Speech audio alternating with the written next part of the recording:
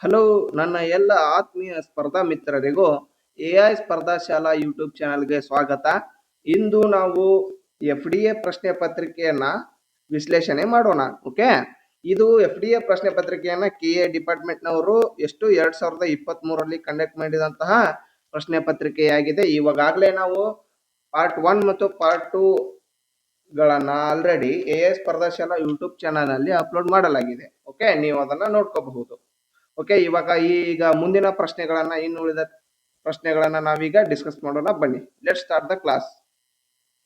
Okay, ಈಗ already 50 ಪ್ರಶ್ನೆಗಳು ಮುಗಿದಿದ್ವು. ಇವಾಗ 51ನೇ ಪ್ರಶ್ನೆಯನ್ನ ನೋಡ್ಕೊಳ್ಳೋಣ. ಓಕೆ, ಪ್ರತಿ ಡ್ಯಾಶ್ ನಂತರ ರಾಜ್ಯಸಭೆಯ 1/3 ಭಾಗದ ಸದಸ್ಯರು ನಿವೃತ್ತಿ ಹೊಂದುತ್ತಾರೆ ಅಂತ ಹೇಳಿ ಪ್ರಶ್ನೆಯನ್ನ ಕೊಟ್ಟಿದ್ದಾರೆ. ಓಕೆ, ರಾಜ್ಯಸಭೆಯ ಸದಸ್ಯರು ಎಷ್ಟು ವರ್ಷಗಳಿಗೊಮ್ಮೆ ನಿವೃತ್ತಿ ಹೊಂದ್ತಾರ ಅಂದ್ರೆ ಇದೊಂದು ಶಾಶ್ವತ ಸದನವಾಗಿದ್ದು ಆಕ್ಚುಲಿ ರಾಜ್ಯಸಭೆಯು ಶಾಶ್ವತ ಸದನ ಆಗಿದೆ. ಓಕೆ, ಇದು ಈಗ ಲೋಕಸಭೆ ಹೆಂಗ 5 ವರ್ಷಕ್ಕೊಮ್ಮೆ ಹಿಂಗದರ್ದು ವಿಸರ್ಜನೆ ಆಗ್ತದಲ್ಲ, ಆ ರೀತಿ ವಿಸರ್ಜನೆ ಆಗಲ್ಲ ಇದು.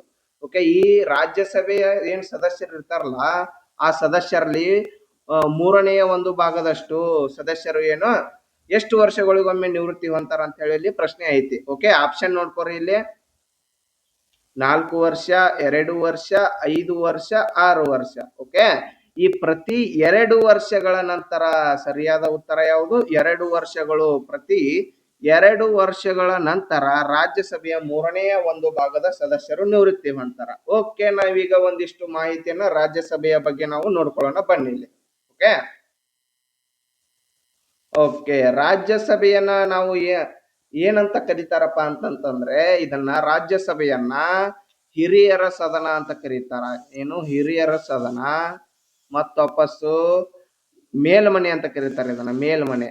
ಲೋಕಸಭೆಯನ್ನ ಕೆಳಮನೆ ಅಂತ ಕರೆದ್ರೆ ಇದನ್ನ ರಾಜ್ಯಸಭೆಯನ್ನ ಮೇಲ್ಮನೆ ಅಂತ ಕರೀತಾರ. ಮತ್ ಇದನ್ನ ಚಿಂತಕರ ಚಾವಡಿ ಅಂತ ಕರೀತಾರ. ನೋಡ್ರಿ, ಚಿಂತಕರ ಚಾವಡಿ ಮತ್ ವಾಪಸ್ ಬುದ್ಧಿವಂತರ ಸದನ ಅಂತ ಕೂಡ ಕರೀತಾರೆ ಇದನ್ನ. ಓಕೆ, ಈ ರಾಜ್ಯಸಭೆ ಒಳಗಡೆ ಒಟ್ಟು ಸ್ಥಾನಗಳು ಎಷ್ಟು ಅದಾವಪ್ಪ ಅಂದ್ರೆ ಅದು ಯಾಸ್ ಪರ್ ಕಾನ್ಸ್ಟಿಟ್ಯೂಷನ್ ನೋಡ್ಕೊಳ್ರಿ. ಯಾಸ್ ಪರ್ ಕಾನ್ಸ್ಟಿಟ್ಯೂಷನ್, ಸಂವಿಧಾನದ ಪ್ರಕಾರ ಎಷ್ಟದವಪ್ಪ ಅಂತಂದ್ರೆ ರಾಜ್ಯಸಭೆಯ ಸ್ಥಾನಗಳು ಎಷ್ಟದವಪ್ಪ ಅಂತಂತಂದ್ರೆ ಒಟ್ಟು 250 ಅದಾವ ನೋಡ್ರಿ. 250. ಓಕೆ, ಹಂಗಾದ್ರೆ ಪ್ರಸ್ತುತ ಎಷ್ಟು ಸ್ಥಾನಗಳದಾವು? ಪ್ರಸ್ತುತ ಸ್ಥಾನಗಳು ಇರುವಂತವು ಎಷ್ಟಪ್ಪ ಅಂತಂದ್ರೆ 245 ಸ್ಥಾನಗಳದಾವ್ರಿ. 245 ಸ್ಥಾನಗಳಲ್ಲಿ 233 ಜನ ಏನದಾರಲ್ಲ ಇವರು ಎಲೆಕ್ಟೆಡ್ ಆಗ್ತಾರ್ರಿ. ಅಂದ್ರೆ ಚುನಾಯಿತರಾಗಿ ಬರ್ತಾರೆ ಇವರು, ಎಲೆಕ್ಟೆಡ್. ಓಕೆ, ಈ ರಾಜ್ಯಸಭೆಯ ಸದಸ್ಯರು. ಇನ್ನು 12 ಜನ ಏನ್ ಸದಸ್ಯರದಾರಲ್ಲ, ಈ ಸದಸ್ಯರು ಏನದಾರಲ್ಲ ನಾಮನಿರ್ದೇಶನಗೊಳ್ತಾರ. ಯಾರಿಂದ?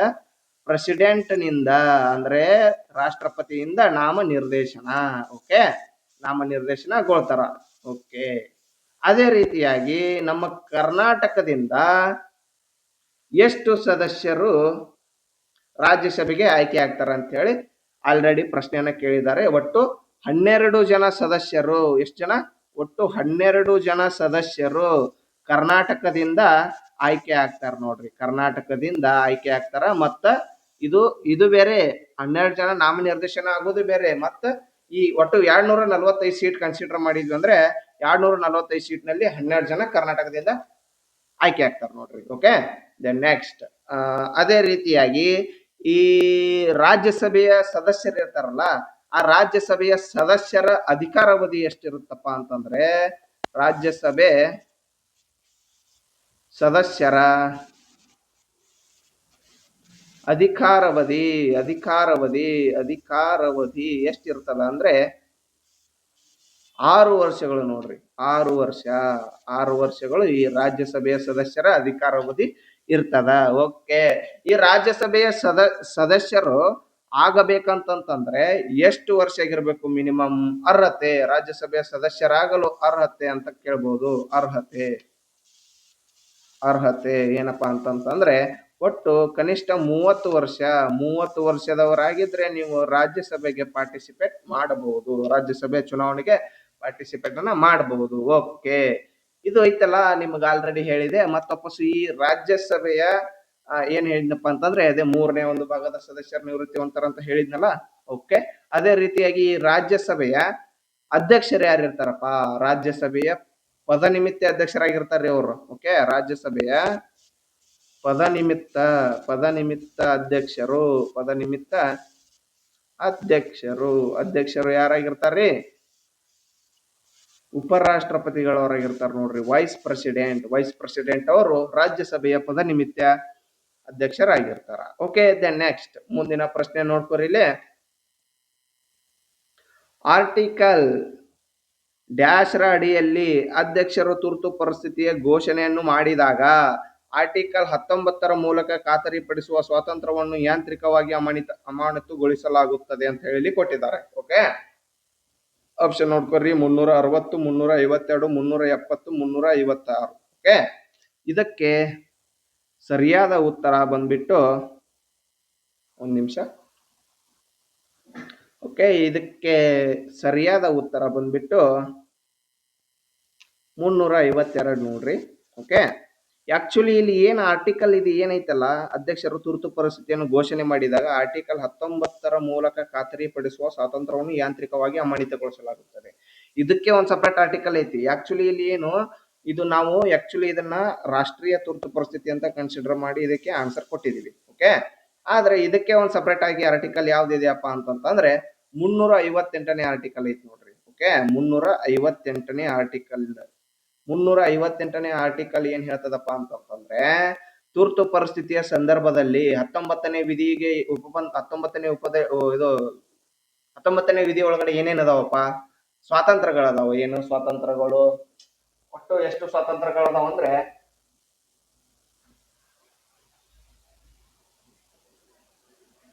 ಒಂದ್ ನಿಮಿಷ.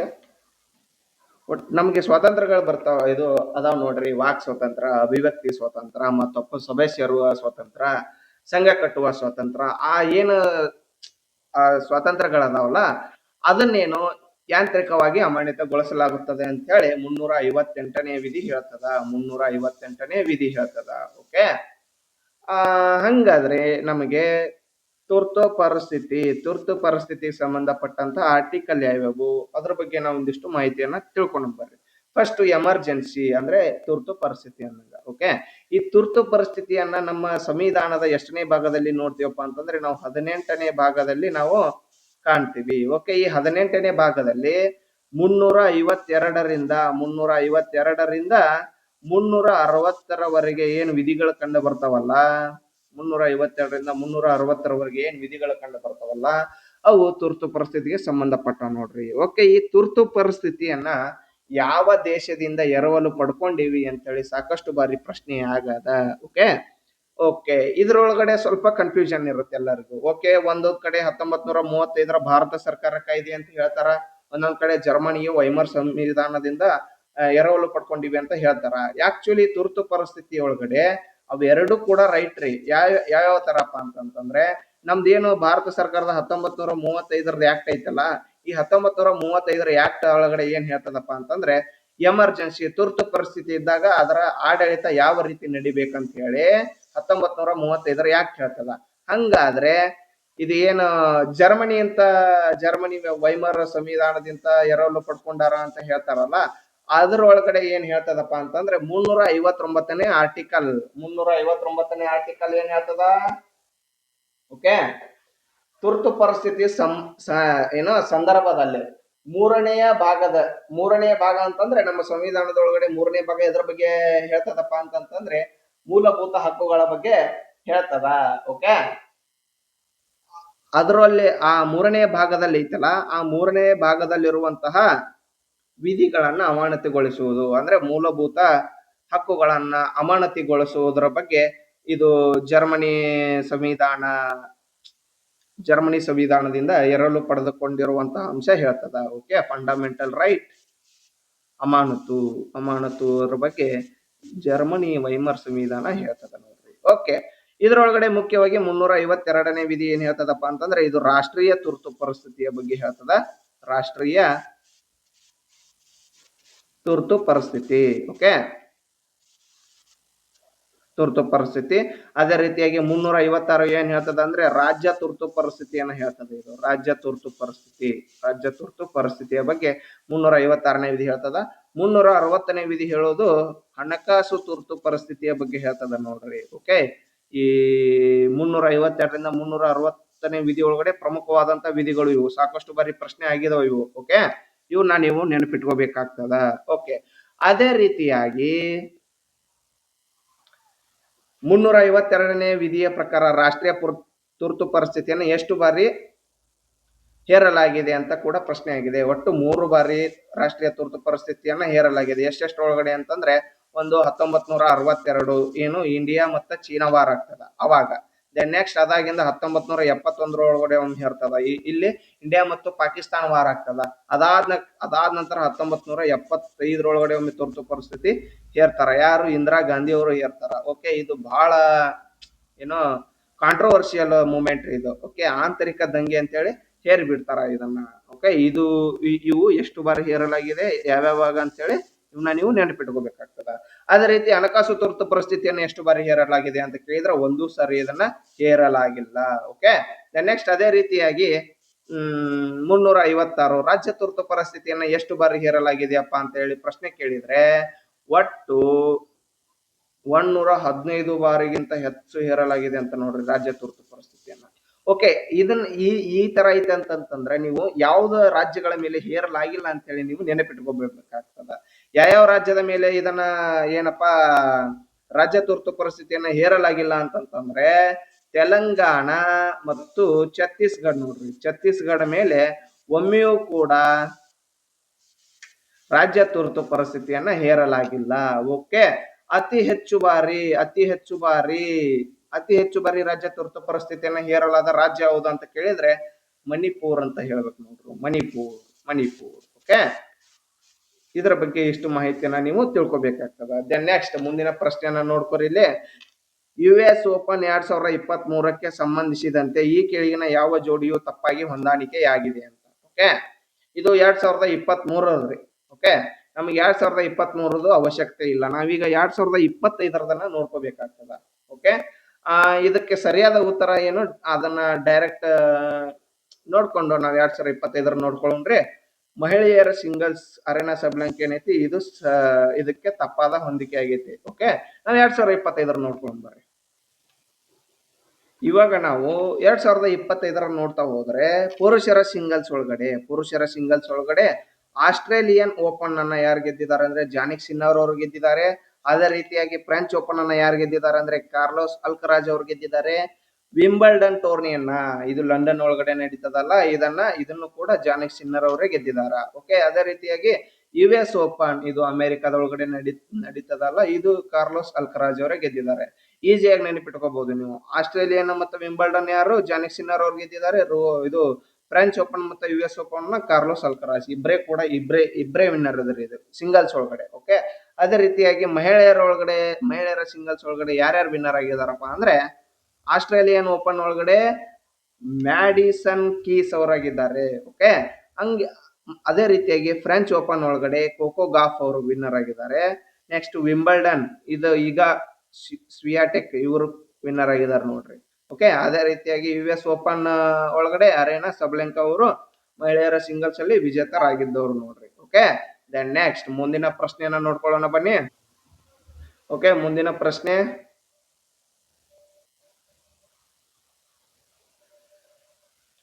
ಓಕೆ, ಇದು ಪ್ರಶ್ನೆ ಸ್ಮಾರ್ಟ್ ಸಿಟಿ ಸಂಬಂಧಿಸಿದಂತೆ ನೋಡ್ರಿ.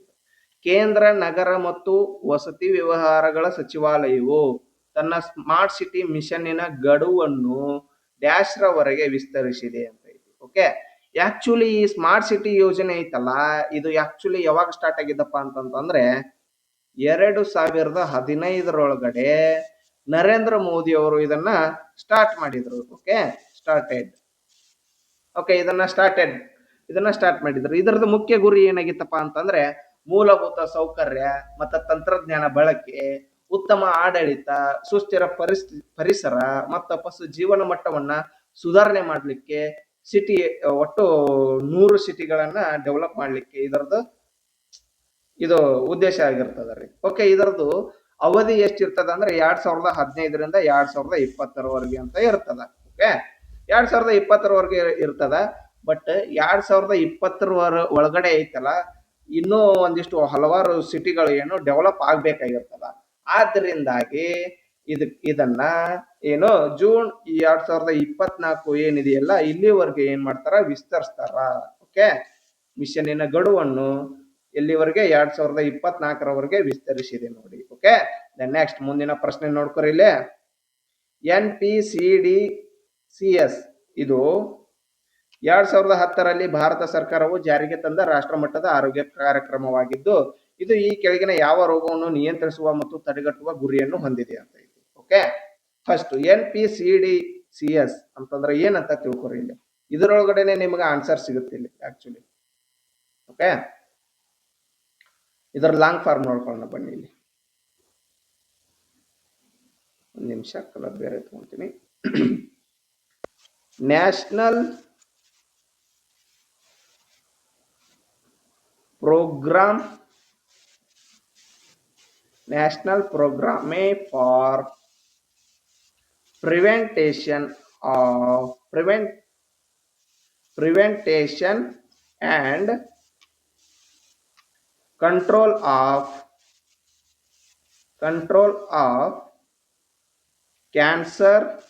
ಒಂದು ನಿಮಿಷ, ಈಸಿ ಆಗಿ ಗೊತ್ತಾಗಲಿಕ್ಕೆ. Cancer, diabetes. ಓಕೆ, ಅದೇ ರೀತಿಯಾಗಿ ಕಾರ್ಡಿಯೋವೆಸ್ಕುಲಾರ್ ಅಂದ್ರೆ ಹೃದಯ ಸಂಬಂಧಿತ ಕಾಯಿಲೆಗಳು ಇದೆ. ಕಾರ್ಡಿಯೋವೆಸ್ಕುಲಾರ್ ಡಿಸೀಸಸ್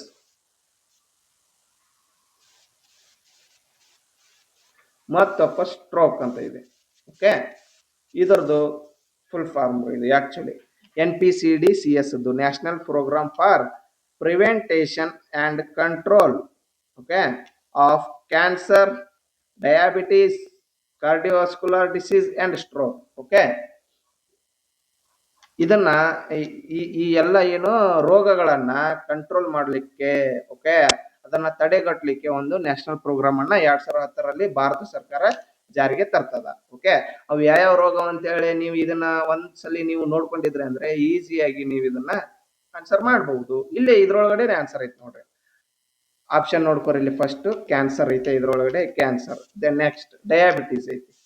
ಅದ್ರ ಜೊತೆ ಇನ್ನೊಂದು ಯಾವ್ದು ಕಾರ್ಡಿಯೋವಾಸ್ಕುಲರ್ ಡಿಸೀಸ್ ಅಂದ್ರೆ ಹೃದಯ ಸಂಬಂಧಿ ಕಾಯಿಲೆಗಳು ಅಂತ ಹೇಳಿದೀನಿ ನಿಮ್ಗೆ. ಓಕೆ, ಅದೇ ರೀತಿಯಾಗಿ ಸ್ಟ್ರೋಕ್ ಅಂದ್ರೆ ಪಾರ್ಶ್ವ ಹೊಡಿತದಲ್ಲ, ಅದಕ್ಕೆ ಸ್ಟ್ರೋಕ್ ಅಂತ ಕರೀತಾರೆ.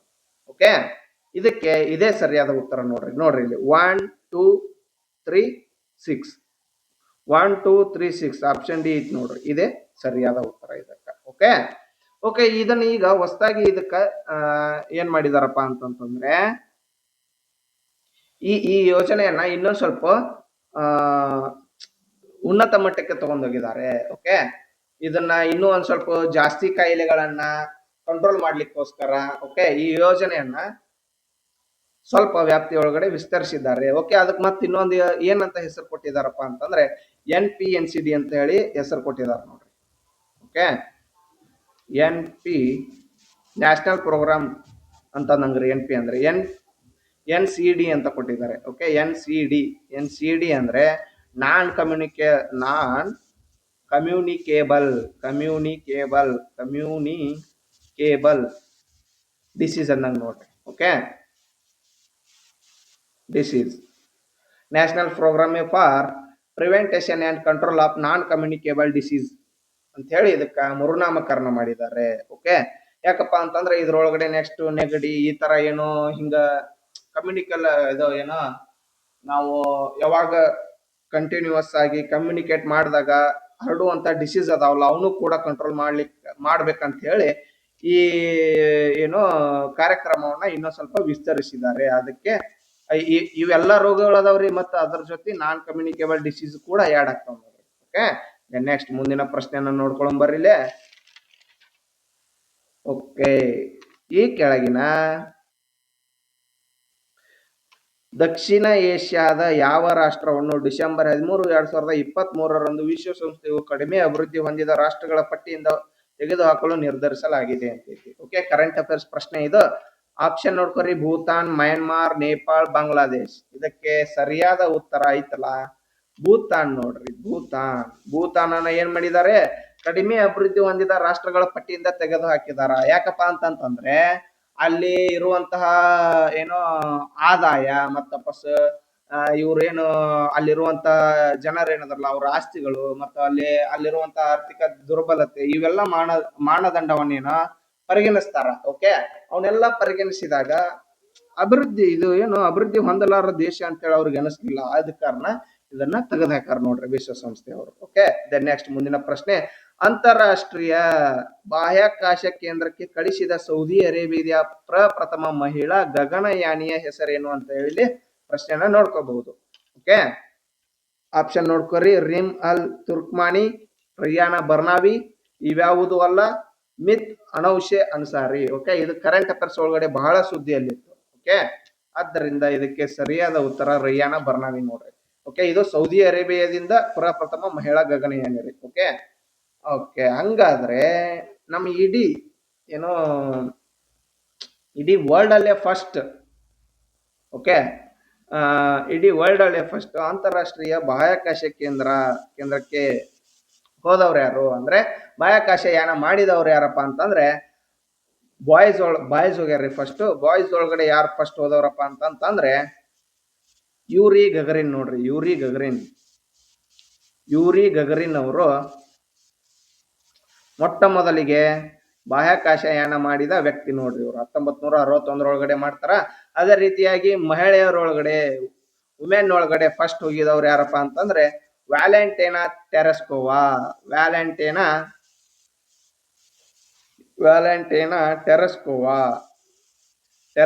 ಅವರು ಮೊಟ್ಟ ಮೊದಲಿಗೆ ಬಾಹ್ಯಾಕಾಶಯಾನ ಮಾಡಿದ ಮಹಿಳೆ ನೋಡ್ರಿ. ಇವರು ವ್ಯಾಲೆಂಟೈನಾ ಟೆರೆಸ್ಕೋ ಅವರು. ಇವರು 1963 ಒಳಗಡೆ ಹೋಗ್ತಾರೆ. ಓಕೆ, ಅದೇ ರೀತಿಯಾಗಿ ನಮ್ಮ ಭಾರತದೊಳಗಡೆ ಮೊಟ್ಟ ಮೊದಲಿಗೆ ಬಾಹ್ಯಾಕಾಶಯಾನ ಮಾಡಿದವರು ಯಾರು ಅಂತಂದ್ರೆ ಬಾಯ್ಸ್ ಒಳಗಡೆ ಬಂದ್ರೆ ರಾಕೇಶ್ ಶರ್ಮಾ ನೋಡ್ರಿ. ರಾಕೇಶ್ ಶರ್ಮಾ ಇವರು ಭಾರತೀಯರಾಗಿದ್ದಾರೆ. ಓಕೆ, ಇವರು ಮೊಟ್ಟ ಮೊದಲ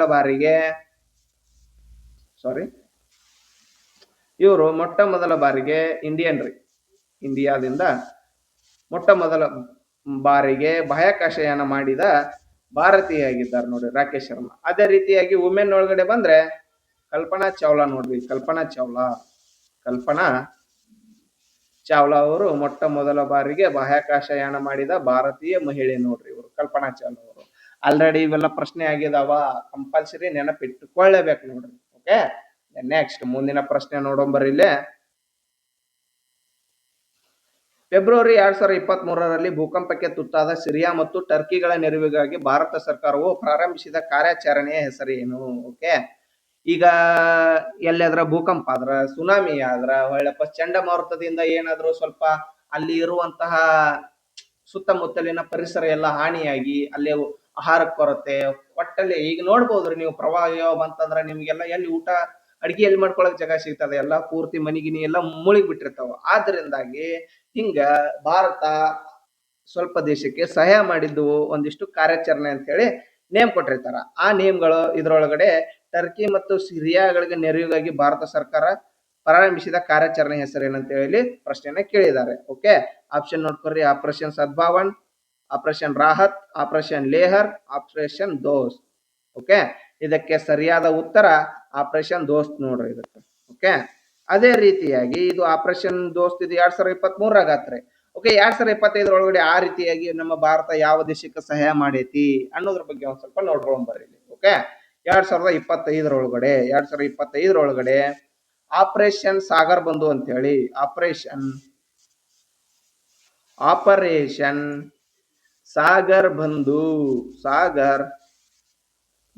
ಅಂತೇಳಿ ಒಂದು ಕಾರ್ಯಾಚರಣೆಯನ್ನ ಮಾಡಿದ್ರು. ಇದನ್ನ ಯಾವ ದೇಶಕ್ಕೆ ಮಾಡಿದ್ರಪ್ಪ ಹೆಲ್ಪ್ ಅಂತಂದ್ರೆ ಶ್ರೀಲಂಕಾ ದೇಶದೊಳಗಡೆ ಚಂಡಮಾರುತದಿಂದ ಐತಲ್ಲ, ಅದು ಎಸ್ಪೆಷಲಿ ಯಾವ ಚಂಡಮಾರುತ, ದಿತ್ವಾ ಚಂಡಮಾರುತದಿಂದ ಅಲ್ಲಿರುವಂತಹ ಜನರ ಪರಿಸ್ಥಿತಿ ಬಹಳ ಹದಗೆಟ್ಟಿರ್ತದ. ಆದ್ರಿಂದ ಶ್ರೀಲಂಕಾಗೆ ನೆರವು ನೀಡಲಿಕ್ಕಾಗಿ ಆಪರೇಷನ್ ಸಾಗರ್ ಬಂಧು ಅನ್ನುವಂತಹ ಕಾರ್ಯಾಚರಣೆಯನ್ನ ಮಾಡ್ತಾರೆ ನೋಡ್ರಿ. ಅದೇ ರೀತಿಯಾಗಿ ಮತ್ತೊಪ್ಪಸ್ ಇನ್ನೊಂದು ಯಾವ್ದಪ್ಪ ಅಂತಂದ್ರೆ ಆಪರೇಷನ್ ಸಿಂಧು ಅಂತೇಳಿ ಬರ್ತದ. ಓಕೆ, ಆಪರೇಷನ್ ಸಿಂಧು ಅಂತ ಬರ್ತದ, ಸಿಂಧು. ಓಕೆ, ಇದು ಯಾಕಪ್ಪ ಅಂತಂತಂದ್ರೆ ಇರಾನ್ ಮತ್ತು ಇಸ್ರೇಲ್ ನಡುವೆ ಯುದ್ಧ ನಡೀತಿರ್ತದಲ್ಲ, ಇರಾನ್ ಮತ್ತು ಇಸ್ರೇಲ್ ನಡುವೆ ಯುದ್ಧ ನಡೆಯುವಾಗ ಇರಾನ್ನಲ್ಲಿರುವ ಭಾರತೀಯರನ್ನು ಕರೆತರಲಿಕ್ಕೋಸ್ಕರ ಭಾರತೀಯರನ್ನು ಕರೆತರಲು ಆಪರೇಷನ್ ಸಿಂಧು ಅಂತೇಳಿ ಕಾರ್ಯಾಚರಣೆಯನ್ನ ನಡೆಸ್ತಾರ ನೋಡ್ರಿ ಭಾರತದವರು. ಓಕೆ, ಅದೇ ರೀತಿಯಾಗಿ ನೀವು ನೋಡ್ಕೋಬಹುದು 2023 ಒಳಗೆ ಒಂದಿಷ್ಟಿದ್ದು ಆಪರೇಷನ್ ಕಾವೇರಿ, ಆಪರೇಷನ್ ಅಜಯ್, ಇವೆಲ್ಲ ಕೂಡ ಏನು ಸಾಕಷ್ಟು ಬಾರಿ ಪ್ರಶ್ನೆ ಆಗಿದ್ದು. ಓಕೆ, ನಾವು 2025-24 ಒಳಗೆ ಈ ರೀತಿ ಕರೆಂಟ್ ಅಫೇರ್ಸ್ ಒಳಗಡೆ ಬರ್ತಾವ್ರಿ ಈ ತರ ಆಪರೇಷನ್ಗಳು. ಓಕೆ, ಅವನ್ನೆಲ್ಲ ನಾವು ನೆನಪಿಟ್ಕೋಬೇಕಾಗ್ತದ. ನೆಕ್ಸ್ಟ್ ಮುಂದಿನ ಪ್ರಶ್ನೆ ನೋಡ್ಕೊರಿ. ಇಲ್ಲೇ ಪುರುಷರ ಜಾವ್ಲಿನ್ ರ್ಯಾಂಕಿಂಗ್ ನಲ್ಲಿ ವಿಶ್ವ ನಂಬರ್ 1 ಸ್ಥಾನವನ್ನು ಅಲಂಕರಿಸುವ ಮೂಲಕ ಭಾರತದ ಕೆಳಗಿನ ಯಾವ ಅಥ್ಲೀಟ್ ಇತಿಹಾಸವನ್ನು ನಿರ್ಮಿಸಿದರು? ಓಕೆ, ಇದು ಯಾವಾಗ ಆಗಿತ್ತಪ್ಪ ಅಂತಂದ್ರೆ ಇದು 2023 ಅಂತ ಕರೆಂಟ್ ಅಫೇರ್ಸ್. ಓಕೆ, ಆದ್ದರಿಂದ ಇದಕ್ಕೆ ಸರಿಯಾದ ಉತ್ತರ ನೋಡ್ಕೊರಿ, ನೀರಜ್ ಚೋಪ್ರಾ ಅವರಾಗಿದ್ರು ಅವಾಗ. ಓಕೆ, ಈ ನೀರಜ್ ಚೋಪ್ರಾ ಅವ್ರ ಬಗ್ಗೆ ಒಂದಿಷ್ಟು ಮಾಹಿತಿಯನ್ನ ತಿಳ್ಕೊಬೇಕು ನಾವು. ಓಕೆ, ಇವ್ರು ಐತಲ್ರಿ ಏಷ್ಯಾದೊಳಗಡೆ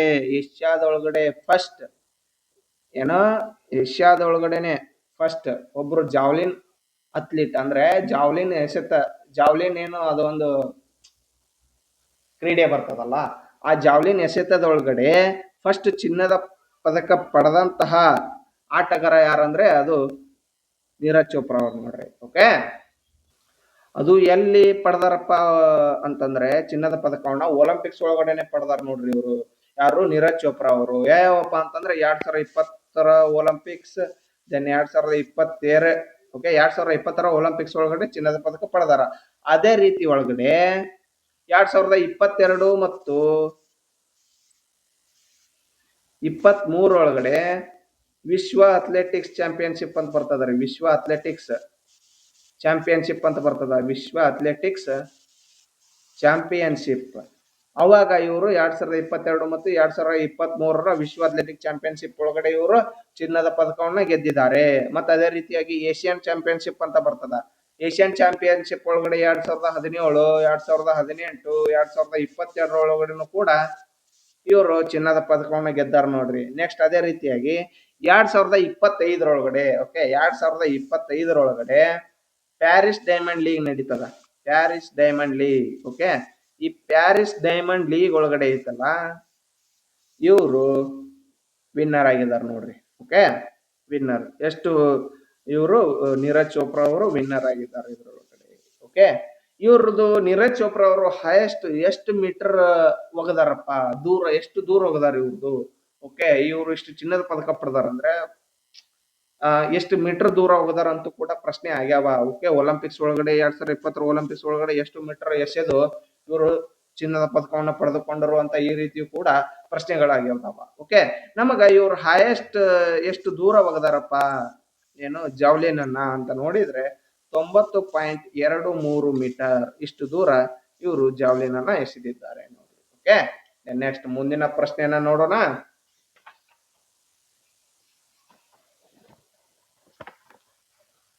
ಓಕೆ, ಭಾರತ ಬಾಂಗ್ಲಾದೇಶ ಮೈತ್ರಿ ಪೈಪ್ಲೈನ್ ಅನ್ನು ಈ ಕೆಳಗಿನ ಯಾವ 2 ಸ್ಥಳಗಳ ಮಧ್ಯೆ ಅಳವಡಿಸಲಾಗಿದೆ ಅಂತ ಕೇಳಿದ್ದಾರೆ ಇಲ್ಲಿ ಪ್ರಶ್ನೆ. ಓಕೆ, ಸಾರಿ, ಆಪ್ಷನ್ ನೋಡ್ಕೊರಿ ಇಲ್ಲಿ. ಕೋಲ್ಕತ್ತಾ ಭಾರತ ಮತ್ತು ಢಾಕಾ ಬಾಂಗ್ಲಾದೇಶ್, ಅಗರ್ತಾಲ್ ಭಾರತ ಮತ್ತು ರಾಜಶಾಹಿ ಬಾಂಗ್ಲಾದೇಶ್, ಶಿಲ್ಲಾಂಗ್ ಭಾರತ ಮತ್ತು ಖುಲ್ನಾ ಬಾಂಗ್ಲಾದೇಶ್, ಸಿಲಿಗುರಿ ಭಾರತ ಮತ್ತು ಪಾರ್ಬತಿಪುರ್ ಬಾಂಗ್ಲಾದೇಶ್. ಇದಕ್ಕೆ ಸರಿಯಾದ ಉತ್ತರ ಬಂದ್ಬಿಟ್ಟು ಸಿಲಿಗುರಿ ಭಾರತ ಮತ್ತು ಪಾರ್ಬತಿಪುರ್ ಬಾಂಗ್ಲಾದೇಶ್. ಓಕೆ, ಇದು ಐತಲ್ಲ, ಇದು ಭಾರತ ಬಾಂಗ್ಲಾದೇಶ್ ಮೈತ್ರಿ ಪೈಪ್ಲೈನ್. ಈ ಯೋಜನೆಯನ್ನ 2018 ಒಳಗಡೆ ಸ್ಟಾರ್ಟ್ ಮಾಡ್ತಾರೆ. 2018 ಒಳಗಡೆ ಸ್ಟಾರ್ಟ್ ಮಾಡಿ ಸಿಲಿಗುರಿ ಭಾರತ ಇಂದ ಹಿಡಿದು ಪಾರ್ಬತಿಪುರ್ ಬಾಂಗ್ಲಾದೇಶ ಒಳಗಡೆ ಫ್ರೆಂಡ್ಶಿಪ್ ಪೈಪ್ಲೈನ್ ನಿರ್ಮಾಣ ಕಾರ್ಯನ ಆರಂಭಿಸಿರ್ತಾರೆ 2018 ಒಳಗಡೆ. ಓಕೆ, ಇದು 2023 ಏನ್ ಮಾಡ್ತಿರ್ತದ ಅಂದ್ರೆ ಎಂಡಾಗಿ ಡೀಸೆಲ್ ಸಾಗಾಣಿಕೆ ಮಾಡ್ತಿರ್ತದ. ಓಕೆ, ಆದ್ರಿಂದ ಈ ಪ್ರಶ್ನೆಯನ್ನ ಕೇಳಿದಾರ ಅವಾಗ 2023 ಒಳಗಡೆ ಮುಗಿದಿತ್ತು ಆದ್ರಿಂದ ಇದನ್ನ ಪ್ರಶ್ನೆನ ಕೇಳಿದಾರ. ಇದೇ ರೀತಿಯಾಗಿ ಯಾವ ರೀತಿ ಪೈಪ್ ಲೈನು ಹಿಂಗ ಬಹಳ ಬಹಳ ದೇಶದ ನಡುವೆ ಆಗ್ತಿರ್ತಾವು, ಕರೆಂಟ್ ಅಫೇರ್ಸ್ ಒಳಗಡೆ ಸುದ್ದಿಯಲ್ಲಿ ಬರ್ತಾವು, ಅವನ್ನ ನೀವು ತಿಳ್ಕೊಬೇಕಾಗ್ತದ. ಓಕೆ, ದೆನ್ ನೆಕ್ಸ್ಟ್ ಮುಂದಿನ ಪ್ರಶ್ನೆ, ಜನವರಿ 1, 2023 ಯಾವ ರಾಷ್ಟ್ರವು ಯೂರೋ ವಲಯಕ್ಕೆ ಸೇರಿದ 20ನೇ ರಾಷ್ಟ್ರವಾಯಿತು ಅಂತ ಹೇಳಿ ಇಲ್ಲಿ ಪ್ರಶ್ನೆಯನ್ನ ಕೇಳಿದ್ದಾರೆ. ಓಕೆ, ಆಪ್ಷನ್ ನೋಡ್ಕೊರಿ, Slovenia, Latvia, Croatia, Cyprus. Okay, ಇದಕ್ಕೆ ಸರಿಯಾದ ಉತ್ತರ ಬಂದ್ಬಿಟ್ಟು ಕ್ರೊಯೇಷಿಯಾ ನೋಡ್ರಿ. ಓಕೆ ಓಕೆ, ಇದಕ್ಕೆ ಸಂಬಂಧಪಟ್ಟಂತ ಮಾಹಿತಿಯನ್ನು ನೋಡ್ಕೊಳ್ಳೋಣ ಫಸ್ಟ್. ಓಕೆ, ಯೂರೋ ವಲಯ ಅಂದ್ರೆ ಯುರೋಪಿಯನ್ ಒಕ್ಕೂಟ ಅಂತ ಐತಿ. ಇದು ಯೂರೋ ವಲಯ ಅಂತಂದ್ರೆ ಆಕ್ಚುಲಿ ಏನೋ ಯೂರೋ ಕರೆನ್ಸಿಯನ್ನು ಅಳವಡಿಸಿಕೊಂಡ ದೇಶ ಅಂತಂದ್ರೆ ಯೂರೋ ವಲಯ ಅಂದ್ರೆ. ಓಕೆ, ಯೂರೋ ಕರೆನ್ಸಿಯನ್ನು ಅಳವಡಿಸಿಕೊಂಡ 20ನೇ ದೇಶ ನೋಡ್ರಿ ಇದು. ಓಕೆ, ಯೂರೋ ಕರೆನ್ಸಿ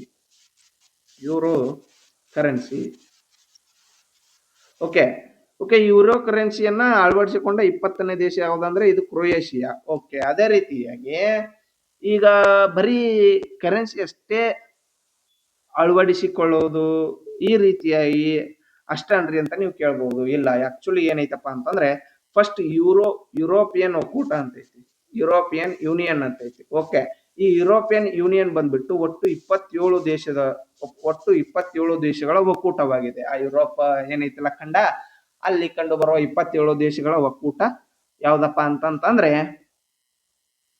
ಯುರೋಪಿಯನ್ ಒಕ್ಕೂಟ ಅಂತ ಐತಿ. ಓಕೆ ಓಕೆ, ಅದ್ರೊಳಗಡೆ 20 ದೇಶಗಳು ಮಾತ್ರ ಈ ಯೂರೋ ಕರೆನ್ಸಿಯನ್ನ ಅಳವಡಿಸಿಕೊಂಡಿದೆ. ಓಕೆ ಓಕೆ, ಇದಕ್ ಮತ್ತೆ ಎಕ್ಸ್ಟ್ರಾ ಏನು ಸವಲತ್ತು ಐತಪ್ಪ ಯುರೋಪಿಯನ್ ಒಕ್ಕೂಟ ಅಂತಂತಂದ್ರೆ, ಈ ಯೂರೋ ಕರೆನ್ಸಿಯನ್ನ ಅಳವಡಿಸಿಕೊಂಡಿದ್ದಕ್ಕೆ ಏನೈತಪ್ಪ ಅಂತಂದ್ರೆ ಈಗೇನು ಇವನನ್ನ ಅಳವಡಿಸಿಕೊಂಡಿರ್ತಾರಲ್ಲ ಆ ದೇಶದ ಜನರು ಏನೈತಲ್ಲ ಒಟ್ಟು 27 ದೇಶಗಳು ಏನ್ ಕಂಡು ಬರ್ತಾವಲ್ಲ ಯುರೋಪಿಯನ್ ಒಕ್ಕೂಟ ಒಳಗಡೆ ವೀಸಾ ಮುಕ್ತವಾಗಿ ಎಲ್ಲಿ ಬೇಕಾದಲ್ಲಿ ಅವರು ಚಲಿಸಬಹುದು. ಈಗ ನಾವು ಬೇರೆ ದೇಶಕ್ಕೆ ಹೋದ್ರೆ ವೀಸಾ ಬೇಕಂತ ಕಂಪಲ್ಸರಿ ಅಂತ ಐತಲ್ಲ, ಅಲ್ಲಿ ಆ ವೀಸಾವನ್ನ ಕಂಪಲ್ಸರಿಯಾಗಿ ಪರಿಗಣನೆ ಮಾಡುವುದಿಲ್ಲ. ಓಕೆ, ನೆಕ್ಸ್ಟ್ ಮುಂದಿನ ಪ್ರಶ್ನೆ ಕರೆಂಟ್ ಅಫೇರ್ಸ್ ಒಳಗಡೆ ಇತ್ರಿ. ಈಗ ಮತ್ತೆ ವಾಪಸ್ ಯೂರೋ ವಲಯಕ್ಕೆ ಸೇರಿದ 21ನೇ ರಾಷ್ಟ್ರ ಯಾವುದು ಅಂತ ಕೂಡ ಮುಂದೆ ಪ್ರಶ್ನೆ ಬರಬಹುದು. ಅವರು ಸೇರಿಸ್ಕೊಂಡ್ರ ಆದ್ರ. ಓಕೆ, ಆ ರೀತಿಯಾಗಿರ್ತವೆ. ಓಕೆ, ಈ ವಿಶ್ವಸಂಸ್ಥೆಯು ಗುರುತಿಸಿರುವ ಈ ಕೆಳಗಿನ ಅಂತಾರಾಷ್ಟ್ರೀಯ ವರ್ಷಗಳನ್ನು ಗಮನಿಸಿರಿ ಅಂತ. ಓಕೆ, ಆಪ್ಷನ್ ನೋಡ್ಕೊರಿ ಇಲ್ಲಿ. 2022 ಅಂತಾರಾಷ್ಟ್ರೀಯ ರಸಾಯನಶಾಸ್ತ್ರದ ವರ್ಷ, 2023 ಅಂತಾರಾಷ್ಟ್ರೀಯ ಬೇಳೆಕಾಳುಗಳ ವರ್ಷ ಅಂತ ಐತಿ. ಓಕೆ, ಈ ಮೇಲಿನ ಹೇಳಿಕೆಗಳಲ್ಲಿ ಯಾವ ಹೇಳಿಕೆಗಳು ಸರಿಯಾಗಿವೆ ಅಂತ ಕೇಳಿದ್ದಾರೆ. ಓಕೆ ಓಕೆ, ಆಕ್ಚುಲಿ ಇದಕ್ಕ 2 ಆನ್ಸರ್ ಅಲ್ಲಿ ನೋಡ್ರಿ, 2 ಅಲ್ಲ, 1 ಅಲ್ಲ 2 ಅಲ್ಲ ಇದಕ್ಕೆ. ಓಕೆ, ಆನ್ಸರ್ ಇವೆರಡು ಅಲ್ಲ ಅಂತ ನೋಡ್ರಿ. ಓಕೆ, ಈ ರೀತಿಯಾಗಿ ವಿಶ್ವಸಂಸ್ಥೆಗಳು ಈ ರೀತಿ 2022-23 ಐತಲ್ಲ, ನಾವು ಅದ್ರ ತಲೆ ಕೆಡಿಸ್ಕೊಳ್ಳೋದು ಬೇಡ. ನಾವು 2025 ಜಂಪ್ ಆಗ್ಬಿಡು ಡೈರೆಕ್ಟ್. ಓಕೆ, 2025 ಓಕೆ 2020 ಫಸ್ಟ್ 2022 ಒಳಗಡೆ ಅಂತಾರಾಷ್ಟ್ರೀಯ ಗಾಜು ವರ್ಷ ಅಂತ ಆಗುತ್ತೆ ನೋಡ್ರಿ. ಓಕೆ, ಅಂದ್ರ ಈಗ KA ಡಿಪಾರ್ಟ್ಮೆಂಟ್ ಅವ್ರು ಹೆಂಗ್ ಕೇಳಕತ್ತಾರ ಅಂದ್ರ ಹೊಂದಿಸಿ ಬರೆಯರಿ ಕೇಳಿಬಿಡ್ತಾರ, ಈ ರೀತಿ ಎಲಿಮಿನೇಷನ್ ಇಡೋ ತರ ಕೇಳಿಬಿಡ್ತಾರ. ಆದ್ರಿಂದ ನಾವು 2022 ಒಂದ್ ಸ್ವಲ್ಪ ನೋಡ್ಕೊಂಡ್ಬಿಡೋಣ್ರಿ, ಏನ ಗಂಟು ಹೋಗಂಗಿಲ್ಲ ನಮ್ಗೆ. ಓಕೆ, ಅಂತಾರಾಷ್ಟ್ರೀಯ ಗಾಜು ವರ್ಷ ಅಂತೇಳಿ 2022 ಏನೋ ಗುರುತಿಸ್ತಾರ ವಿಶ್ವಸಂಸ್ಥೆದವರು. ದೆನ್ ನೆಕ್ಸ್ಟ್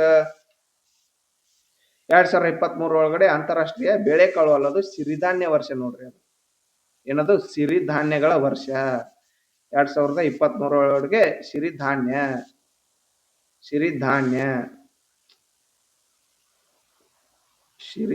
ವರ್ಷ ಎಷ್ಟು 2023 ಒಳಗಡೆ ಆಚರಿಸ್ತಾರ. ದೆನ್ ಅದೇ ರೀತಿಯಾಗಿ 2024 ಒಳಗಡೆ ಈ ಕಡಿವೆ ಏನದಾವಲ್ಲ ಇವು ಬಹಳ ಇಂಪಾರ್ಟೆಂಟ್ ರೀ, ಎಲ್ಲ ನೆನಪಿಟ್ಕೋಬೇಕು ಇವನ್ನ. 2024 ವರ್ಷವನ್ನ ಇದು ವಿಶ್ವಸಂಸ್ಥೆ ಐತಲ್ಲ ಅಂತಾರಾಷ್ಟ್ರೀಯ ಒಂಟೆಗಳ ವರ್ಷ ಅಂತೇಳಿ ಆಚರಿಸಿತ್ ನೋಡ್ರಿ. ಒಂಟೆಗಳ ವರ್ಷ ಅಂತೇಳಿ ಆಚರಣೆ ಮಾಡೈತಿ. ದೆನ್ ನೆಕ್ಸ್ಟ್ ಅದೇ ರೀತಿಯಾಗಿ 2025 ವರ್ಷವನ್ನ ಏನಂತ ಇದು ಆಚರಿಸಿದೆ ಅಂದ್ರೆ ಬಾಳ ಅದಾವ್ರಿ, ಒಂದಲ್ಲ ಎರಡಲ್ಲ ಬಾಳ ಅದಾವ. ಒಂದು ನೀರ್ಗಲ್ಲು ಅಂತಂತಂದ್ರೆ ಇದು ಏನ್ ಗ್ಲೇಸಿಯರ್ಸ್ ಅದಾವಲ್ಲ ಅಂತಾರಾಷ್ಟ್ರೀಯ ನೀರ್ಗಲ್ಲುಗಳ ವರ್ಷ ಅಂತೇಳಿ ಆಚರಣೆ ಮಾಡಿದಾರ. ಓಕೆ, ಅಂತಾರಾಷ್ಟ್ರೀಯ ನೀರ್ಗಲ್ಲು ವರ್ಷ. ಮತ್ತ ವಾಪಸ್ ಏನಂತ ಮಾಡಿದಾರ ಅಂದ್ರೆ ಅಂತಾರಾಷ್ಟ್ರೀಯ ಕ್ವಾಂಟಮ್ ಮತ್ತು ಕ್ವಾಂಟಮ್ ಮತ್ತು ಕ್ವಾಂಟಮ್ ವಿಜ್ಞಾನ ಮತ್ತು ತಂತ್ರಜ್ಞಾನ ವರ್ಷ ಅಂತೇಳಿ ಆಚರಣೆ ಮಾಡಿದಾರ 2025 ಓಕೆ, ತಂತ್ರಜ್ಞಾನ ವರ್ಷ. ಓಕೆ, ಅದೇ ರೀತಿಯಾಗಿ ಸಹಕಾರ ಸಂಘಗಳ ವರ್ಷ ಅಂತ ಕೂಡ ಆಚರಣೆ ಮಾಡ್ಯಾರ ನೋಡ್ರಿ 2025 ಸಹಕಾರ ಸಂಘಗಳ ವರ್ಷ. ಓಕೆ, ಈಗ ಅದನ್ನ ನಿಮ್ಗೆ ಈಗ ನೆಕ್ಸ್ಟ್ ಪ್ರಶ್ನೆ ಕೇಳಬಹುದು. ಈಗ ನೆಕ್ಸ್ಟ್ FDA ಎಕ್ಸಾಮ್ ಐತಲ್ಲ, ಇವಾಗ 2025 ವರ್ಷವನ್ನು ಈ ಕೆಳಗಿನವುಗಳಲ್ಲಿ ಯಾವ ವರ್ಷವಾಗಿ ಆಚರಿಸಲಾಗಿದೆ ಅಂತೇಳಿ ಕೇಳಿ ಇವನ್ನ 3 ಕೊಟ್ಟು ಅದ್ರ ಜೊತೆ ಇನ್ನೆರಡು ಕೊಡ್ತಾರ. ಅಂತಾರಾಷ್ಟ್ರೀಯ ಒಂಟೆಗಳ ವರ್ಷ ಅಂತ ಕೊಡ್ತಾರ, ಅಂತಾರಾಷ್ಟ್ರೀಯ ಗಾಜು ವರ್ಷ ಅಂತ ಕೊಡ್ತಾರ. ಅವಾಗ ನೀವು ಇವ್ 4 ಆಯ್ಕೆ ಮಾಡಬೇಕಾಗ್ತದ. ಓಕೆ, ಅದೇ ರೀತಿಯಾಗಿ ನಾವು ಒಂದು ಹೆಜ್ಜೆ ಮುಂದೋಗಿ 2026 ವರ್ಷವನ್ನ ಏನಂತ ಆಚರಣೆ ಮಾಡ್ತಾರ ಅಂತ ಅದನ್ನು ಕೂಡ ನೋಡ್ಕೊಂಡ್ಬಿಡು ಬರ್ರಿ. 2026 ವರ್ಷವನ್ನ ಅಂತಾರಾಷ್ಟ್ರೀಯ ಮಹಿಳಾ ರೈತ ವರ್ಷ ಅಂತ ಹೇಳಿ ಆಚರಣೆ ಮಾಡ್ತೀವಿ ಅಂತ ಹೇಳಿ ಈಗಾಗಲೇ ಘೋಷಣೆ ಮಾಡಿದ್ದಾರೆ. ಮಹಿಳಾ ರೈತ ವರ್ಷ ಅಂತ ಹೇಳಿ ಆಚರಣೆ ಮಾಡ್ತೀವಿ ಅಂತ ಹೇಳಿ ವಿಶ್ವಸಂಸ್ಥೆಯವರು ಘೋಷಣೆ ಮಾಡಿದಾರ. ದೆನ್ ನೆಕ್ಸ್ಟ್ ಅದೇ ರೀತಿಯಾಗಿ ಇನ್ನೊಂದು ಏನಂತ ಹೇಳಿದಾರಪ್ಪ ಅಂತಂದ್ರೆ ಅಂತಾರಾಷ್ಟ್ರೀಯ ರೇಂಜ್ ಲ್ಯಾಂಡ್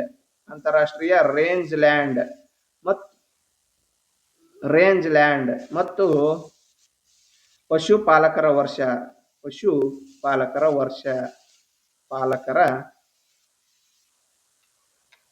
ಅಂತ ಹೇಳಿ ಆಚರಣೆ ಮಾಡ್ತೀವಿ ಅಂತ ಹೇಳಿ ವಿಶ್ವಸಂಸ್ಥೆ ಹೇಳಿದ್ದಾರೆ. ಮತ್ತ ಅದರ ಜೊತೆ ಇನ್ನೊಂದು ಹೇಳ್ಯಾರ್ರಿ, ಯಾವ್ದಪ್ಪ ಅಂತಂತಂದ್ರೆ ಅಂತಾರಾಷ್ಟ್ರೀಯ ಸ್ವಯಂ ಸೇವಕರ ವರ್ಷ ಅಂತ ಹೇಳಿ. ಅಂತಾರಾಷ್ಟ್ರೀಯ ಸ್ವಯಂ ಸೇವಕರ ವರ್ಷ.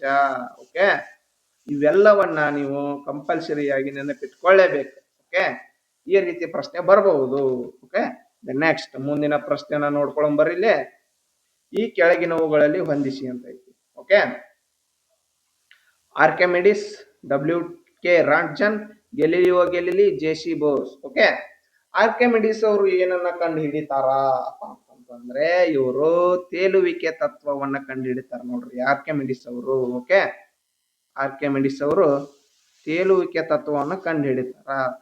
WK ರಾಂಟ್ಜನ್ ಎಲ್ಲರಿಗೂ ಗೊತ್ತಿರುವಾಗ ಎಕ್ಸ್ರೇನ ಕಂಡು ಹಿಡಿತಾರ. ಇವಂತೂ ಎರಡು ಎಲ್ಲರಿಗೂ ಗೊತ್ತಾ ಇರ್ತಾವ. ಓಕೆ, ಇಲ್ಲೇನಾದ್ರೂ ಎಲಿಮಿನೇಷನ್ ಟೆಕ್ನಿಕ್ ಯೂಸ್ ಮಾಡಿ ನಾವು ಆನ್ಸರ್ ಮಾಡಬಹುದು ಅಂತ ಹೇಳಿ ನೋಡ್ಕೊಂಡ್ ಬರ್ಬೇಕು. ಫಸ್ಟ್ ಆರ್ಕಿಮಿಡಿಸ್ ಅವ್ರದ್ದು ತೇಲುವಿಕೆ ತತ್ವ 4.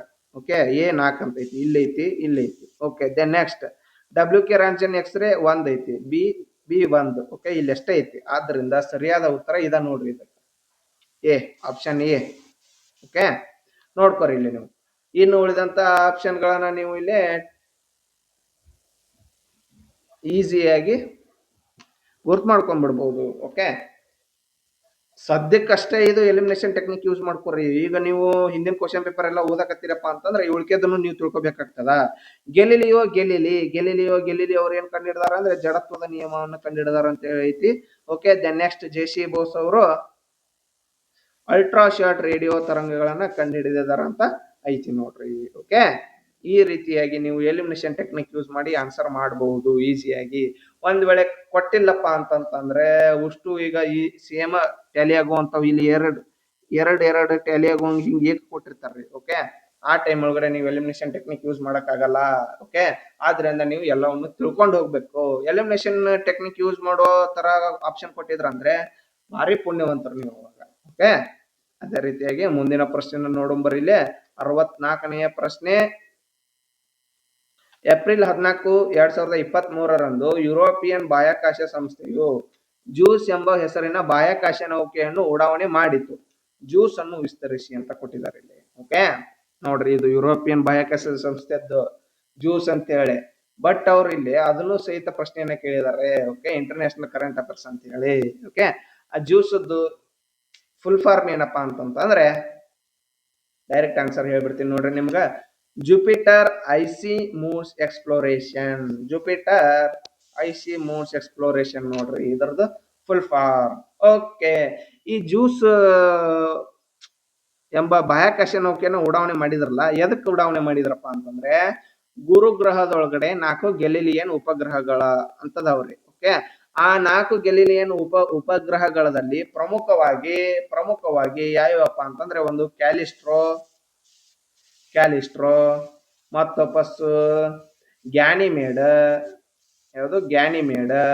ಮತ್ತೊಪ್ಪಸ್ ಇನ್ನೊಂದು ಯಾವ್ದಪ್ಪ ಅಂತಂತಂದ್ರೆ ಯುರೋಪ್ ಅಂತೇಳಿ ಒಂದು ಉಪಗ್ರಹ ಐತ್ರಿ. ಓಕೆ, ಇವು ಎದರದ್ದು ಗುರುಗ್ರಹದ ಉಪಗ್ರಹಗಳು ಇವು. ಗುರುಗ್ರಹದ ಓಕೆ, ಗುರುಗ್ರಹದ